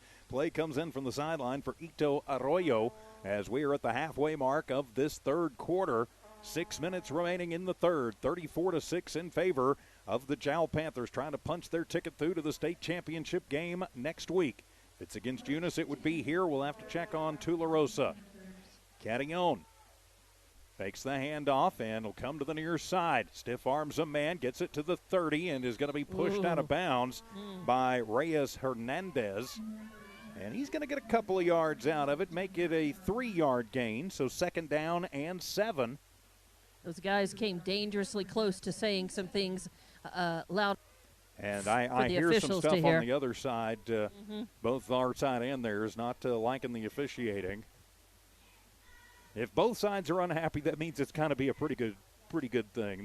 This crew has done a nice job of, a ref's done a good job in a ref crew when you don't really notice them. With the exception of a pass interference call, they've called a good game. As 3 men across the front, showing blitz. Fake the handoff. Alex keeps it himself. Big hole up the middle to the 20 and is going to get upended by Collins. Let's see where he rolled, and they're going to put him up at the 16-yard line. So it'll be a 13-yard gain for Ketillon and move the chains. First down, Panthers. It would have been a little bit more if, he actually ended up getting about 3 yards just on the roll forward after getting. Unfortunately, as soon as a body part touches down, it's exactly. you are down at that point. I do believe they haven't changed that rule yet. So it'll be inside the Texico red zone. First down and 10 from the 16 for the Panthers. I'm just talking about the distance he went up, maybe not forward, before he started rolling. That may be. One receiver left and one to the right. They are going to do some stacks in the tight end position on the left side. Lujan is the deep back. Catillon surveys and a timeout, and up. I think we're going to have a delay of game. Taking a little too much time, and it will be delay of game on the Panthers. So kind of a shot in the foot right there. Moves them back outside the red zone to the 21-yard line. I mean, I can see you want to burn as much clock as you can. You want to get the score. But and you it'll move them right to the 20, so we're right at the 15 then. At the same time, you don't want to shoot yourself in the foot and start undoing the advantage of managing the clock. No, and that was late in that second quarter. They had those 3 straight holding penalties that really hurt them. So that did. Still inside the red zone from the 20-yard line. Hand it off to Lujan. Nope, Alex keeps it himself. He's got some room. Fake. He's to the 10. Tripped up there. Stays on his feet somehow to the 5. Still on his feet. High stepping and into the end zone. Ooh. 6 on the board. Touchdown Panthers. 20 yards out. Alex Xavier Catillon. High stepping it, styling and profiling, and makes it a 40-6 Panther lead. And I really don't know. I don't think you can teach that, how to just get out, slip out of so many tackles. He should have been down at least twice. Yeah, at least. As Smith got a hand on him, it looked like Queener got a hand on him, Bender got a hand on him. And they weren't just passing him, they were stand up trying to tackle and stop him, and they did stop him for, just briefly. Point after coming from Rodriguez. It's a bad snap, and yeah. we're going to have flags flying everywhere, and it'll be false start on Jal, so that'll move them back 5 yards, and we will try this one again. Oof. Moves it back 5 yards. Again, Rodriguez has got plenty of leg for it. So they're going to move him back 5 yards. It was not a good snap. No, but Catillon is a little confused by it. He's talking to the official about it. He's not arguing necessarily. I think he's asking, can we assess this on the kickoff? But Rodriguez has got the leg, but they're going to have a good snap and a good hold. So that'll move them back. So point after to come from the 7-yard line when they were where they'll snap it, and so it'll wind up being about they're going to set up at the 15, so a 25-yard point after attempt. And I saw him kick one from at the 20 in the warm-up, so even farther than this. So Rodriguez, it's a high snap. Alex gets it down, and the kick is up, and it is no good, so they do not get it to the 35-point margin. That hurts. So with 4:47 to go in the third, it's Jal 40, Texico 6. Still in control of this one. We're back in a minute here for more Panther playoff football on Kicks 103.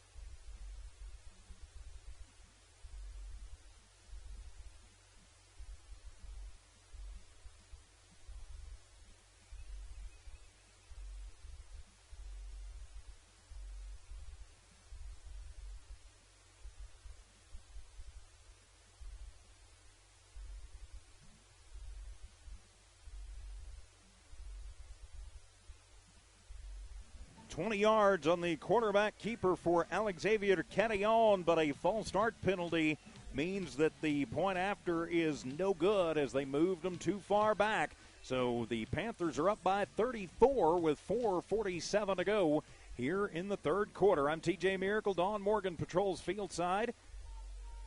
Sean Purvis and Tiff Stuber in studio engineering and producing. So Rodriguez to kick it off with Jal up by 34. And he will squib it, and that one's going to the sidelines. And I think if I'm Texico, I may make Jal re-kick this, Dawn.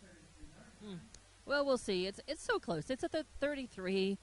I mean, they'll have it at the 35, but if they make Jal re-kick it, if they've got a good return game. So I'm not sure I don't make him re-kick it. Score update coming in from the other end of the county as Tatum has tied it up in the third quarter, all knotted at 8 apiece in the 8-man state championship game. Just down the dial on our sister station, KZOR. Wow, who would have thought that would turn into a defensive slog? Yes. Slugging it out in the yeah. trenches. Wow. Yeah, I expected that game at this point to be like 45-42.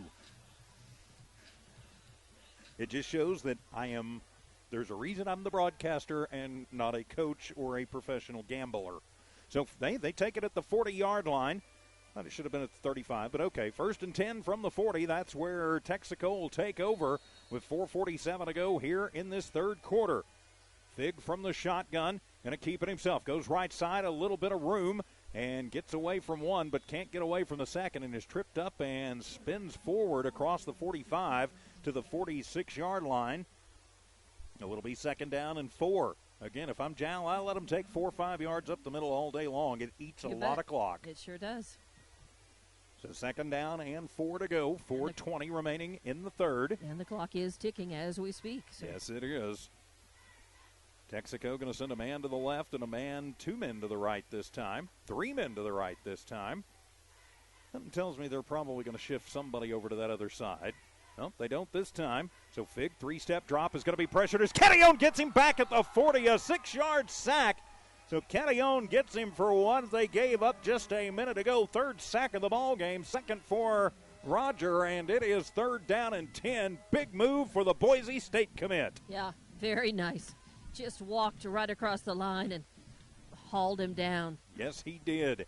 So now it'll be 3rd down and 10 for Texico. Catillon coming up in a big way. Clock continues to move. 3.5 remaining in the third quarter. Panthers up by 34, 40-6. And are 15 minutes away from punching their ticket for a chance at a Big Blue trophy for the state champions.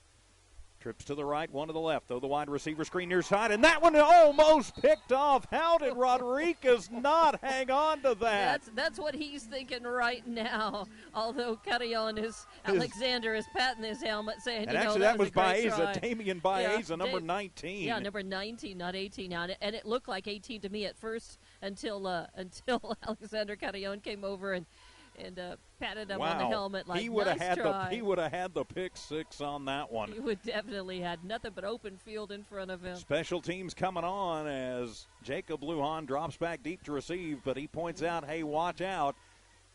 They've got some different guys in. Watch for the fake.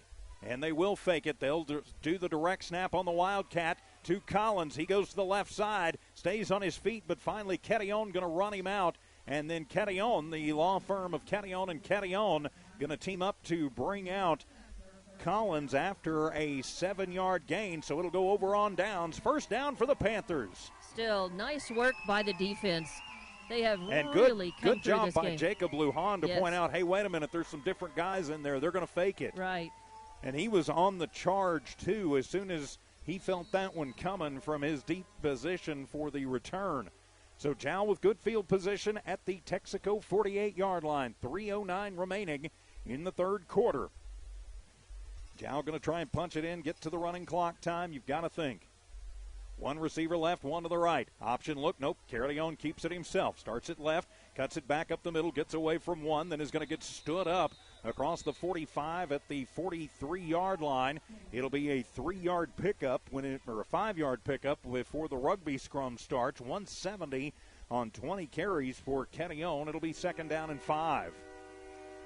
As the train is coming through, that will be the New Mexico Railway Company coming through, the 9 o'clock train. We've seen that here a time or 300 over the years. Going down to the terminal, I guess, in Monahans, Texas New Mexico Railway. It's a very loud train. Yes, it is. One to the left, one to the right. Let's see if the Panther train can keep her rolling. Oh. Yeah, I know. You knew it was coming. One to the left, one to the right. Fake the handoff. Ooh, nope. They give it to Lujan, but nowhere to go as Smith will drop him behind the line. It'll be a 2-yard loss for Jacob, and so now it'll be 3rd down and around 6. As the Panther faithful under me, we're up by 34, but hollering, you got to block, boys. Well, you do have to block. It is kind of an important part of the game. Texico's defense is stepping up right here, and yeah, they want to keep this under mercy rule timing if they can. So 3rd down and 6, a minute and 38 seconds remaining in the third quarter. Jal in control of their destiny here, up 40-6. Trips to the right, one to the left. Ketty on from the pistol. Lujan is the deep back. Get it. Alex Xavier keeps it himself, goes right side, little spin move, and going to get stood up and rolls and spins right into the arms of Grant Jenkins, the 250-pound senior. So he's going to pick up 2, maybe 3 yards on the carry, and so it'll be 4th down and about 3. So 4th and 3, you've got to think the Panthers will go for it. They will, Coach Giles. I think we have a cramp. We have a Wolverine player and coming off the field. That'll be Warren Schooley. Yeah, and a 280-pound, 6-foot freshman. That's a big young man. And it's the weather. It's the cold weather. Not used to it. Looks like his calf, probably a cramp in his right calf is what it looks like. So they'll probably come out, stretch that out. It is definitely cold.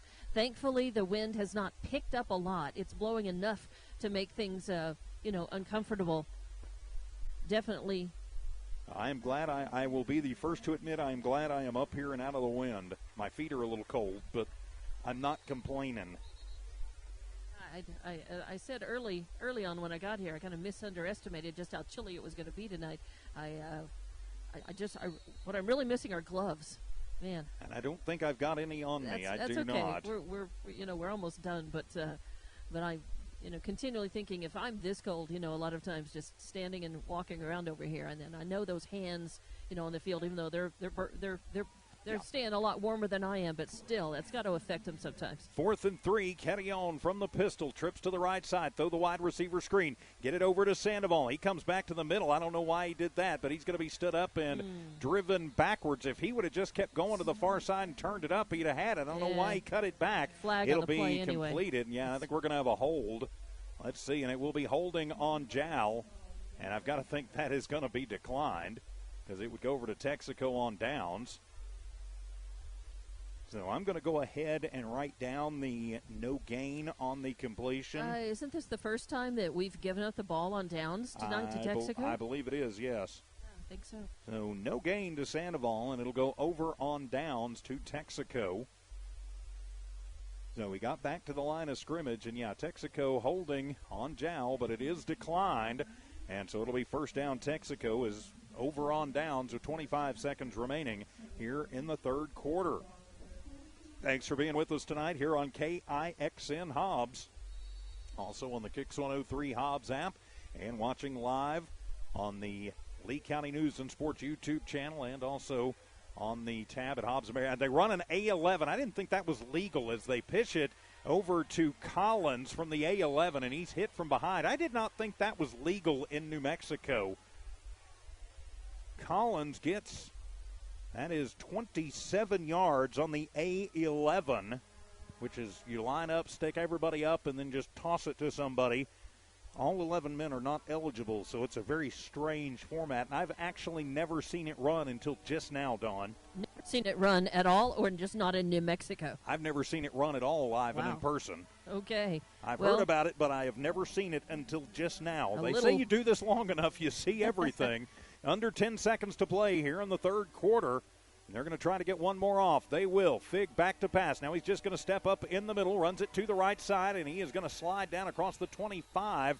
And he's going to pick up 9 as the quarter expires on the third quarter. So we go to the fourth. The Panthers 12 minutes away from a trip to the state title game. Jal 40, Texico 6.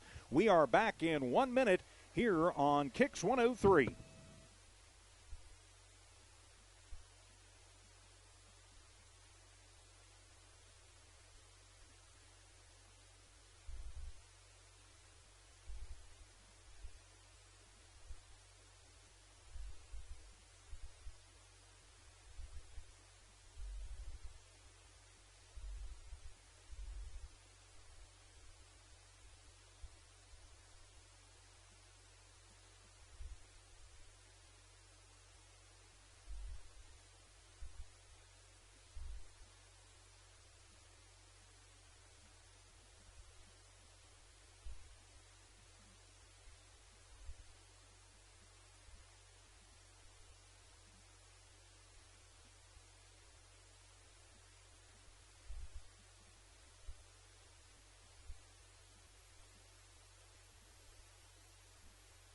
Back here at Panther Stadium, start of the fourth quarter, Jal Panther playoff football here on Kicks 103.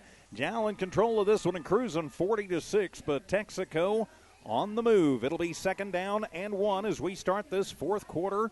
They are on the 24-yard line inside Panther territory. I'm TJ Miracle, high above Panther Stadium. Dawn Morgan patrols field side for us tonight as we get ready to get this fourth quarter underway.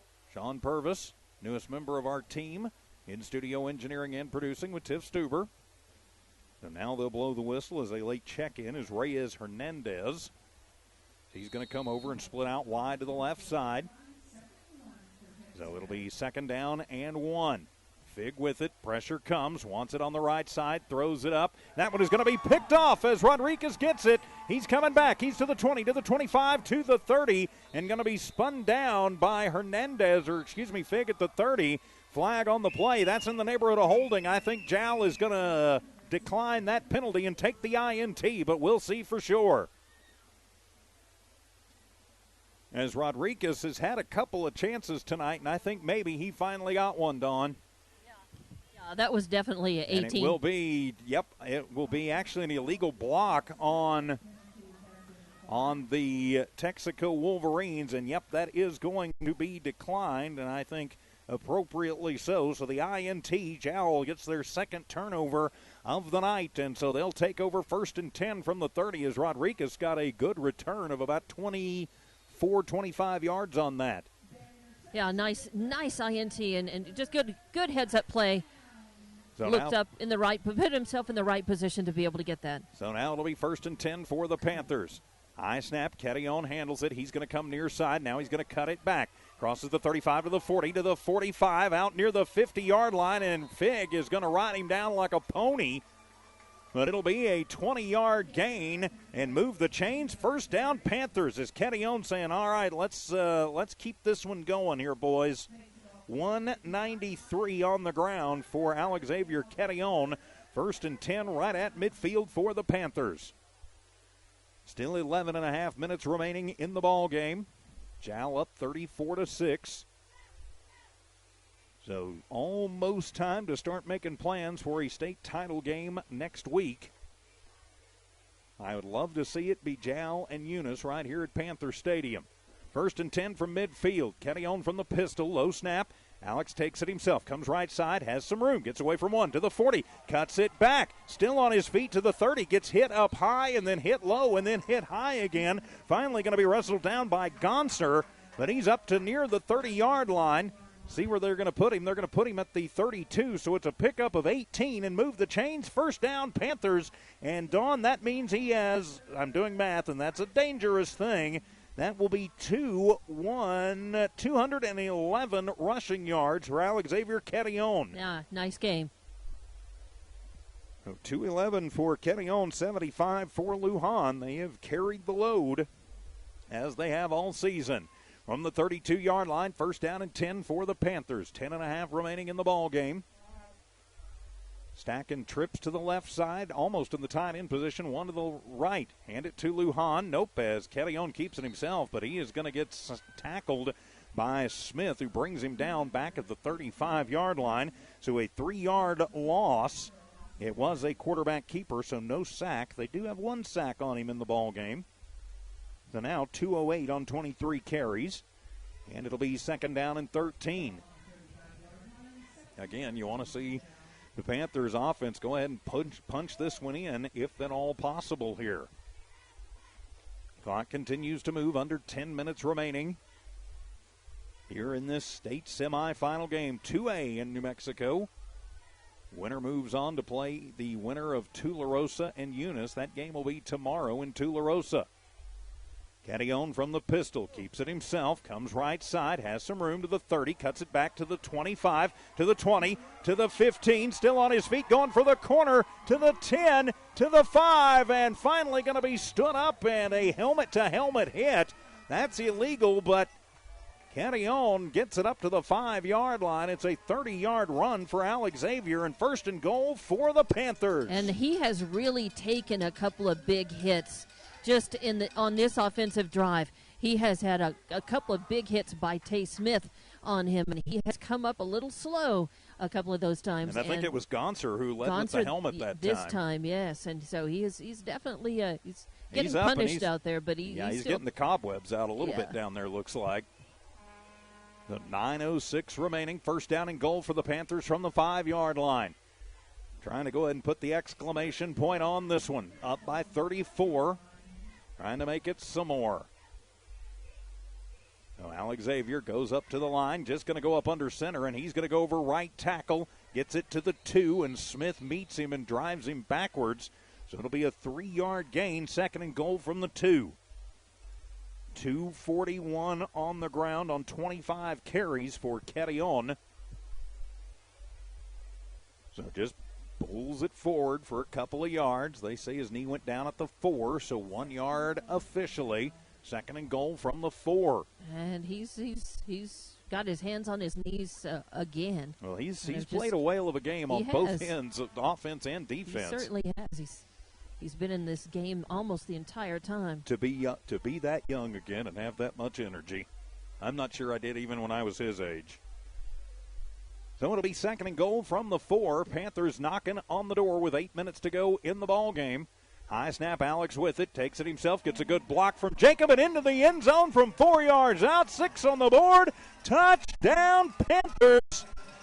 That'll be the third rushing touchdown of the ball game for Alex Xavier Carrion, and that will get us into the running clock situation, 46-6. The Panthers go up by 40 and make a statement against the team other than Eunice that hung the closest with them this season. And, Dawn, I think we can start making plans for a state championship game next week. Yeah, it's a pretty good call with the 7:54 left on the clock right now. And that 7:54 will go very quickly unless, of course, Texico is able to get it back down to 35. They're going to go for 2 here to try and make it a little bit more. And Alex will keep it himself, cuts it back over right tackle and into the end zone. Actually, the ball squirts out. And nope, as the ball squirted out, nobody could control it as chasing, but not able to corral it was Jesus Carrion, but still up by 40 points, makes it a running clock situation. 7:54 remaining in the ball game. It's Jal 46, Texico 6. Back in 30 seconds here on Kicks 103.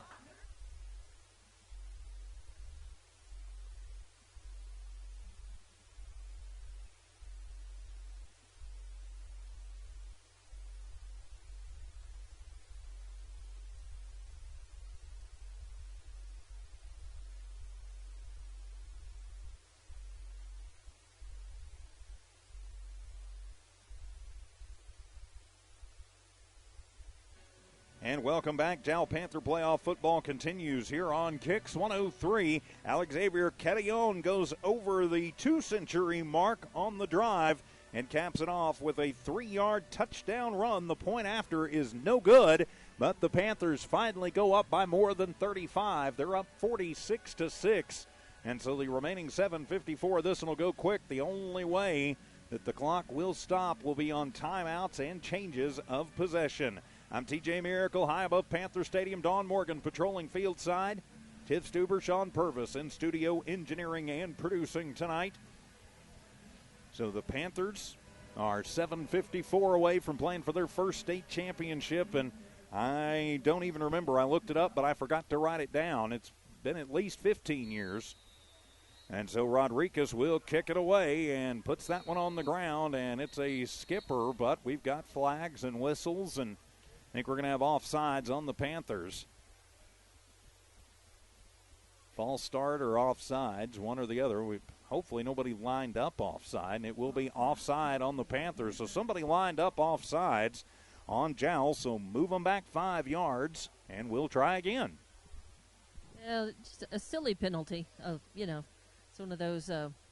But actually, it's not that silly because what it did was it started the clock. Well, that's true, and the clock keeps running, so that's just more time that gets eaten off. But in terms of mental lapses, that's not something you really want to have happen. No, I mean, when you're up this far, it's not going to hurt you. But, again, I think they're showing it's getting toward the end of the game.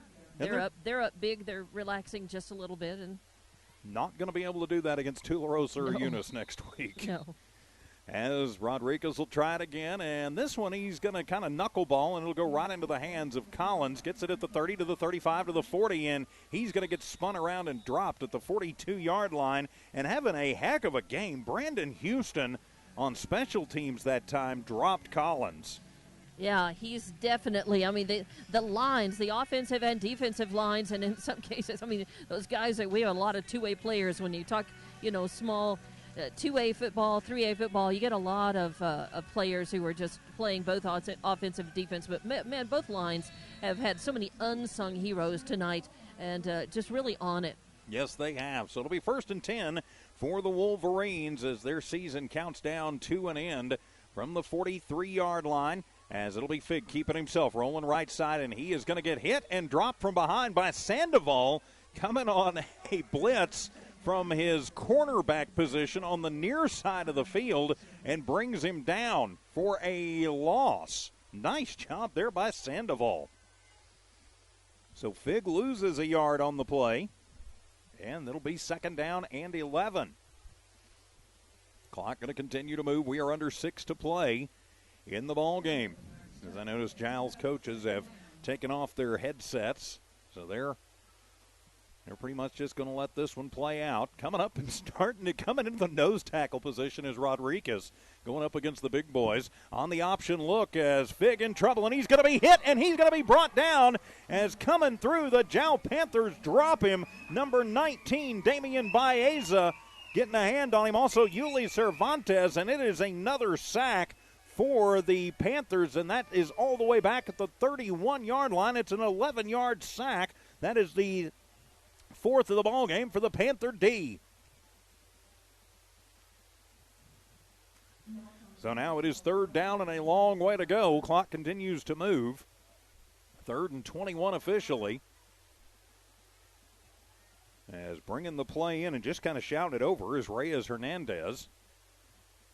Texico, they want to get another score on the board. They're going to have to move a little bit quicker. Send trips to the left.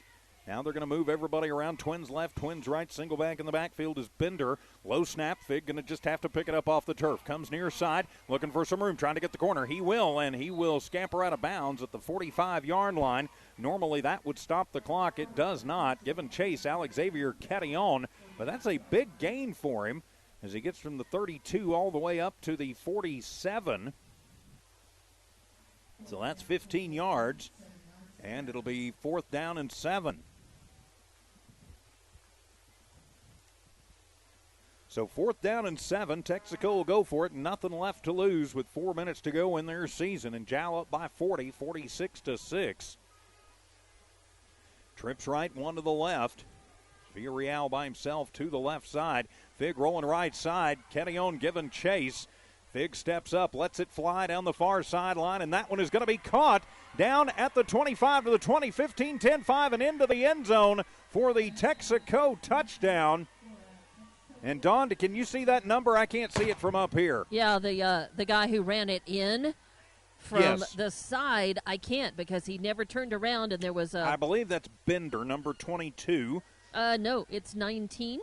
So it'll be Caden Queener, his second of the ball game. 19. So he makes it a 54-yarder.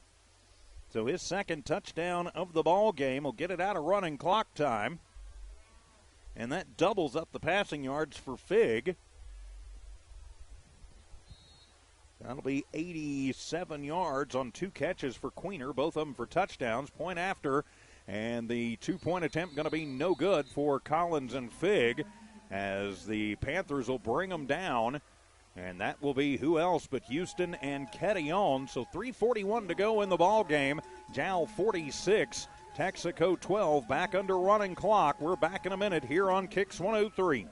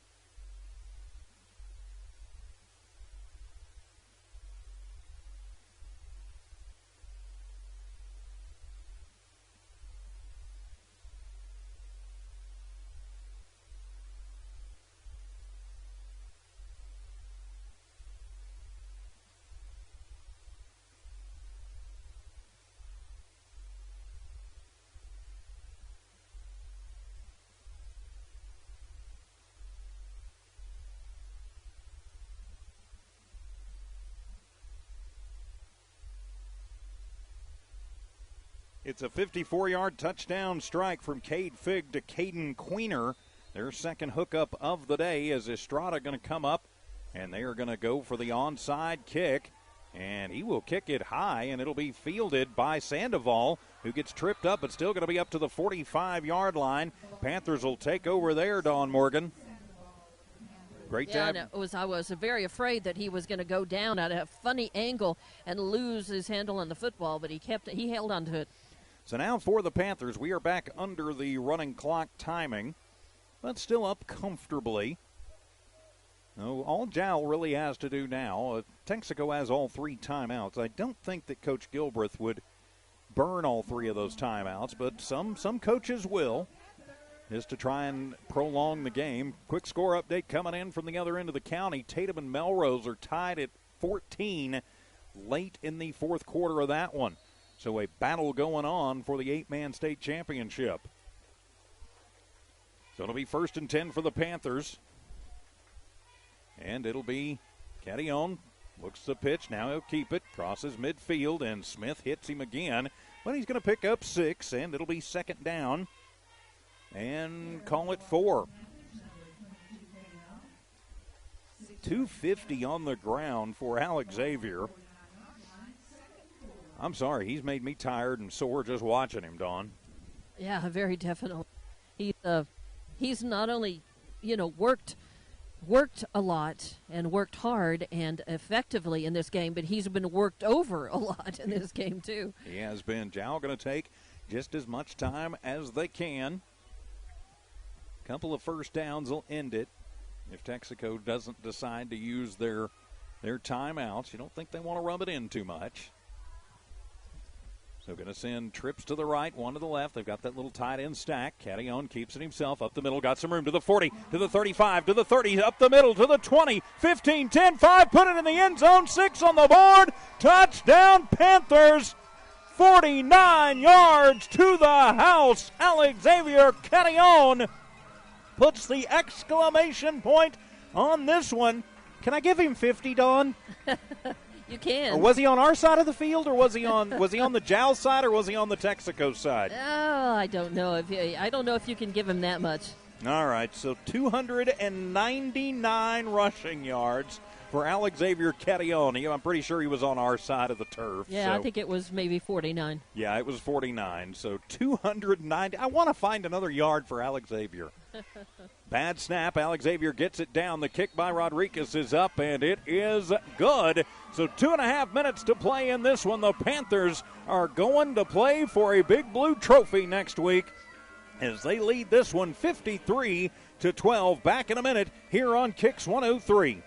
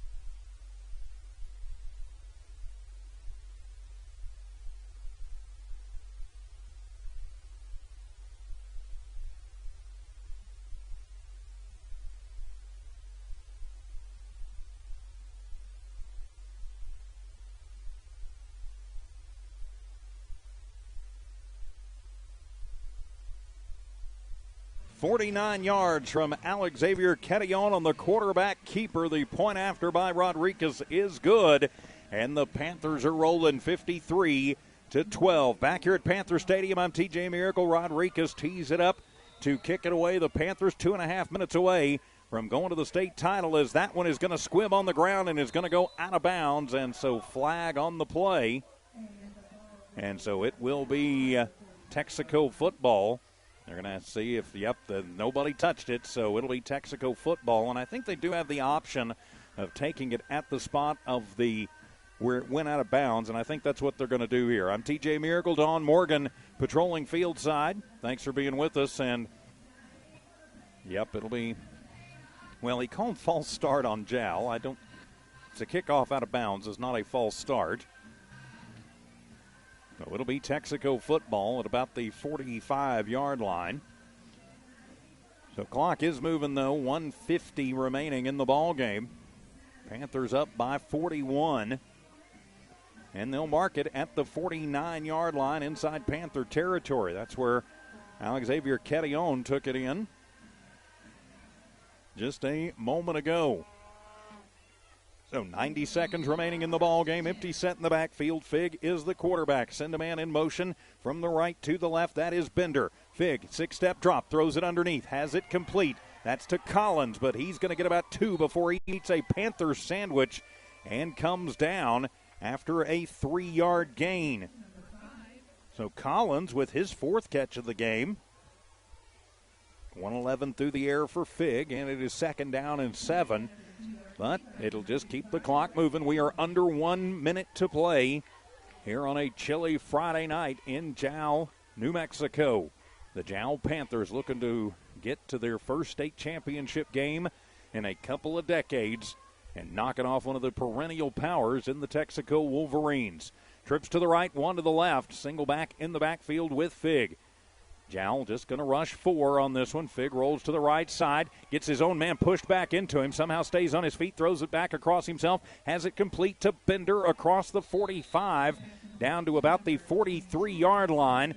That was a run and a catch of about 40 yards that nets in a 6-yard gain, and so it'll be 3rd down and 1. I don't think that they're going to be able to get another playoff here as it's down to 10 Yeah, it's 12, 11, seconds. 10, 9. Yep, they're not. They're hugging it up in the backfield. And so that will do it as 5, 4, 3, 2, 1. And the cannon sounds, and the Jal Panthers have punched their ticket to the 2021 NMAA 2A football state championship game.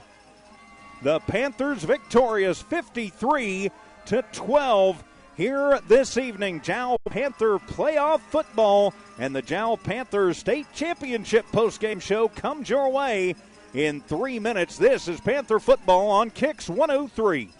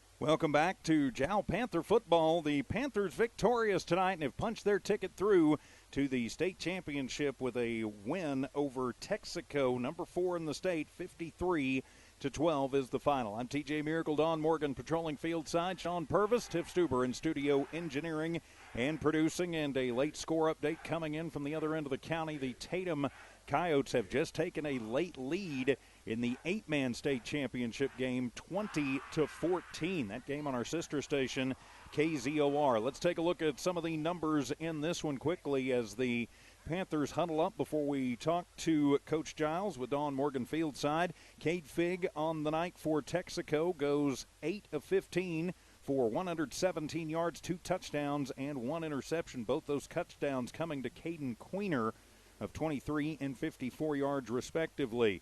Cade Collins was the leading rusher, 17 carries, 96 yards.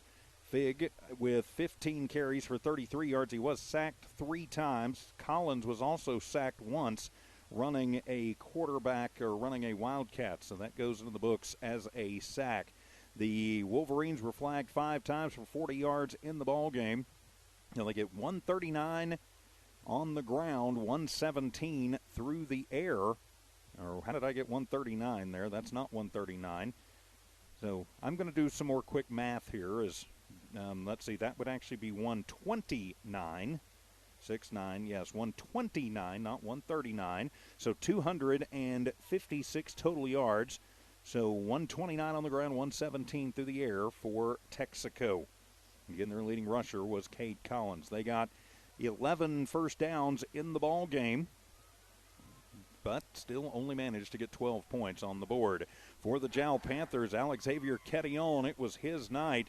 He had 28 carries, 299 yards to go along with 4 rushing touchdowns. He also threw for 2 scores. And let's take you field side. Don Morgan with Coach Giles. Hey, Coach Giles, congratulations. Nice win tonight. Headed for the championship game. Is this what you guys expected and really worked for all year? Yeah, I mean, every year I think any team should be going in looking for a state championship. That should be the goal.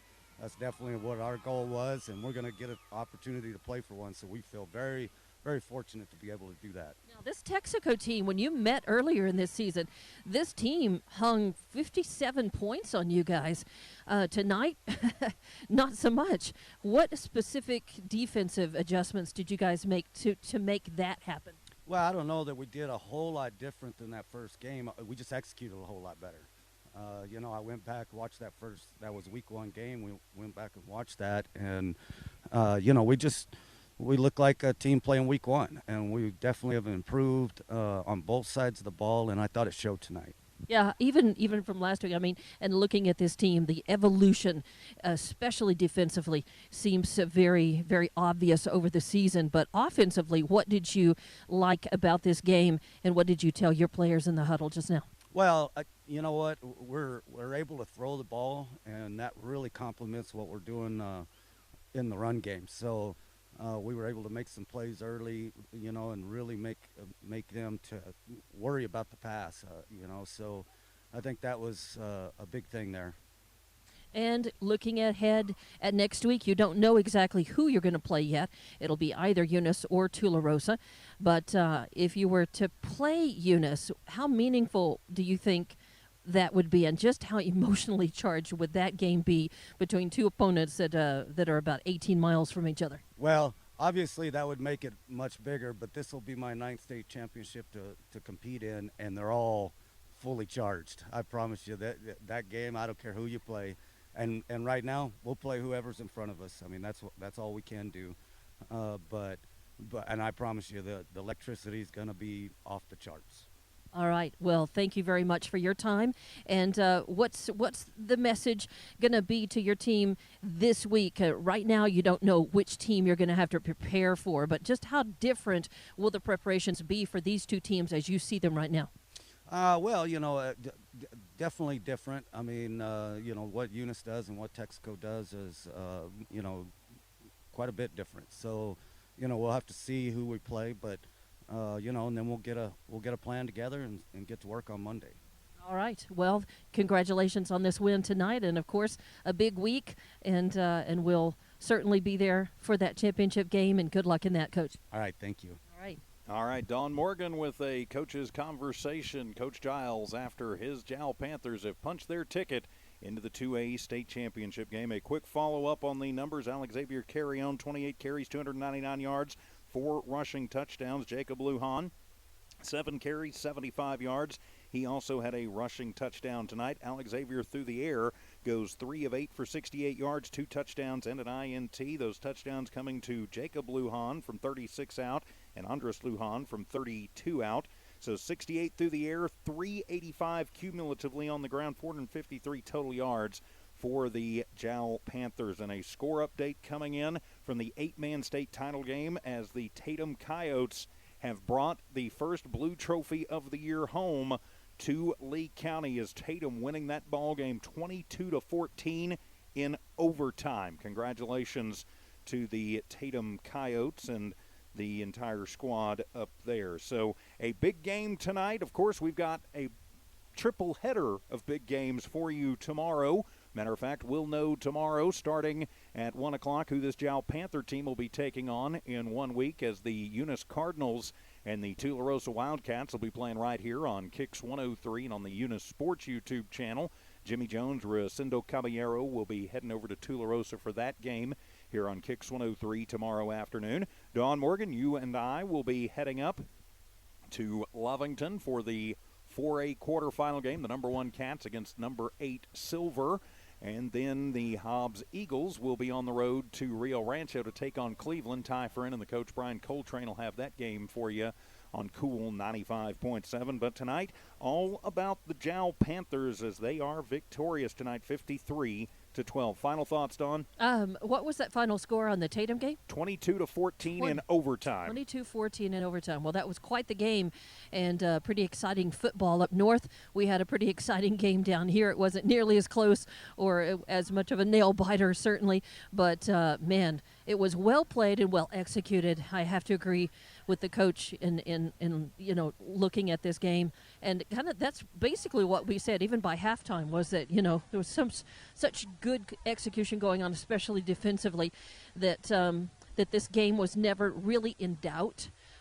You don't take your opponent lightly, no matter who they are, and you don't rest until you've got it pretty much in the bag. But still, it was a good win for Jal, good preparation for next week, and of course we just say good luck. May if it turns out to be a battle, a Lee County team battle, that's going to be the not a first, but the first in a long time, right? If that happens, I believe so. Yes, first in many decades. So we'll have to say let the best team win at that point. But tonight was a good win for Jal. So congratulations. Of course, we will have that game for you next week on our family of stations. We don't know the time or the opponent or the day yet, but just keep it tuned into Kicks 103 and our sister stations. We will let you know where it will be. I can tell you for a 100% fact, we are not allowed to video stream next week's game, even if it is here in Lee County, but we will have the audio available for you